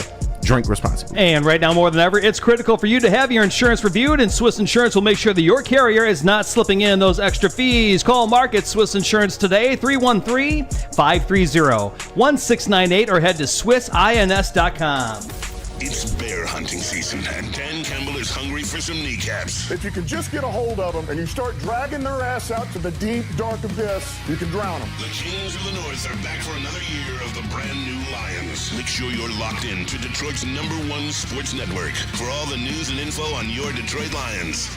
Woodward Sports, let's go. Walk into any Lady Jane's Haircuts for Men today. Open 7 days a week. Sit back, relax, and enjoy precision haircut, scalp massage, hot leather neck shave, and hot towel treatment from one of our talented stylists. Step up your game this season and take advantage of our $20 haircut special. Scan the QR code and get your coupon today. Lady Jane's Haircuts for Men, the ultimate haircut experience. Open 7 days a week. Walk-ins always welcome. Lady Jane's Haircuts for Men. It's wicked awesome. Love Woodward Sports? Love wearing clothes? Then you should be wearing Woodward Sports clothes. Check out our full line of merch at woodwardsports.com. Just click on shop. We have all your favorite designs, like Dan Campbell kneecaps, Woodward Golf, and of course, our own logoed out merchandise. Men, women, infants, kids all love Woodward Sports. Impress your friends. Impress your boss. Impress your dog. Buy Woodward Sports merch today. If you want to know where the best Lions pregame show party is going to be on September 30th, it's going to be at the Second Best Bar with the heavyweights this time because it's the Monday Night Football version. You can join us at the Detroit's very own Second Best Bar located at 42 Watson Street for the ultimate fan experience. Enjoy some smooth Tullamore Dew Irish whiskey while catching the Woodward Sports pregame show only at the Second Best Bar. Come get some, Anson. Listen, I hope that nobody is dealing with divorce, child custody, visitation, or any other kind of family law issues. But if you are, you've got to get in touch with Kevin and Catherine at KDK Law in Birmingham because those two have got your back. Over a decade of experience and the ever-important 24/7 availability. Take a look at that QR code, give it a scan, or give them a call at 248-971-0476. Make sure that you mention that Woodward Sports sent you so they'll take care of your filing fee for you. KDK Law, they got your back. They definitely do have your back, and so do we. Welcome you into the end of the show. Anson, always a pleasure to do the show with you on Wednesdays, man. Likewise, my fly friend. by. Here we are. It's already 3:55, man. KG, So quick. Pete, some good conversation. Yes. Oh, yeah. Talking about the Tigers, talking about the Detroit Lions and what they're going to do. Anson, Wolverine Wednesdays, man. That's your thing. It's fun, man. It's fun. That's your thing. And I tuned in. I watched both games. I'm going to tell you guys, October 26th is going to be really, really fun. And Aiden Childs is a problem if he's accurate that day. All right, the guy has a lot of inconsistencies, but he is a playmaker, and if he can settle in and figure that thing out towards that game a month from now, it's going to be a real, real fun one because it wasn't last year. Listen, I definitely agree. All jokes aside, that game's a home game type situation. If the game was in East Lansing, it could be a much different talk. The game is in Ann Arbor, and I think it bodes well for Michigan to get some time with Orgy, get some time to get back to what they do. So it's going to be a good one. What say you about it? Glover Last and Marsh. thought, we give it to Alex. There what do he you think is. about that game? Yeah, I completely agree with what you guys are saying. Childs has looked good, but Michigan State can't perform like they did last Saturday against Boston College. 3 interceptions, and I believe it was like 8 tackles for loss allowed on the offensive side of the ball against Michigan. That just won't win. Even if we don't have a potent passing attack, that'll lose pretty much any team the football game. So I think this upcoming Saturday against Ohio State, even though it's at home and not on the road, I think it's going to be a massive litmus test for Childs and see if he can really step up and rise to the occasion of these big games. So I'm super excited to watch that game. Night game, too. That's going to be fun. Alex, man, we love having you in on Wednesdays, man, and can't wait to see what you do in the future, man, because Anson hit the nail on the head, man. You're extremely gifted at what you do. You do all the research. You have stats that I don't expect you to have, man. So the fact that you keep impressing me, man, just keep it going. Professional, Can't wait to see when you take off. Thank you so much. Great job. Thanks, Alex. Excited to see you guys next Wednesday. All right, have a fun weekend. Man, appreciate you coming in. Skinny Butcher, we appreciate you guys do that segment. This is a hell of a show, man. I love being a part of it. Tom Mazaway, Peace 5 at KG, and my man Anson Wells. Can I throw a little something in? Please do. Shout out to everybody in the chat. You guys have been great. Almost got us to 100 likes. But listen, it's Monday Night Football. Watch party is at Hayes Social. Hey, Chav. 21 Mile Road in Hayes, right there in Shelby Township. The heavyweights will be in there. A whole bunch of the others will be in there. Come and join us for the watch party, and then stick around for that post-game show that Braylon told you about. Hey, you never know who will be in the building. Man, we appreciate you guys. We'll see you tomorrow. Enjoy your day. See you guys. Go Tigers.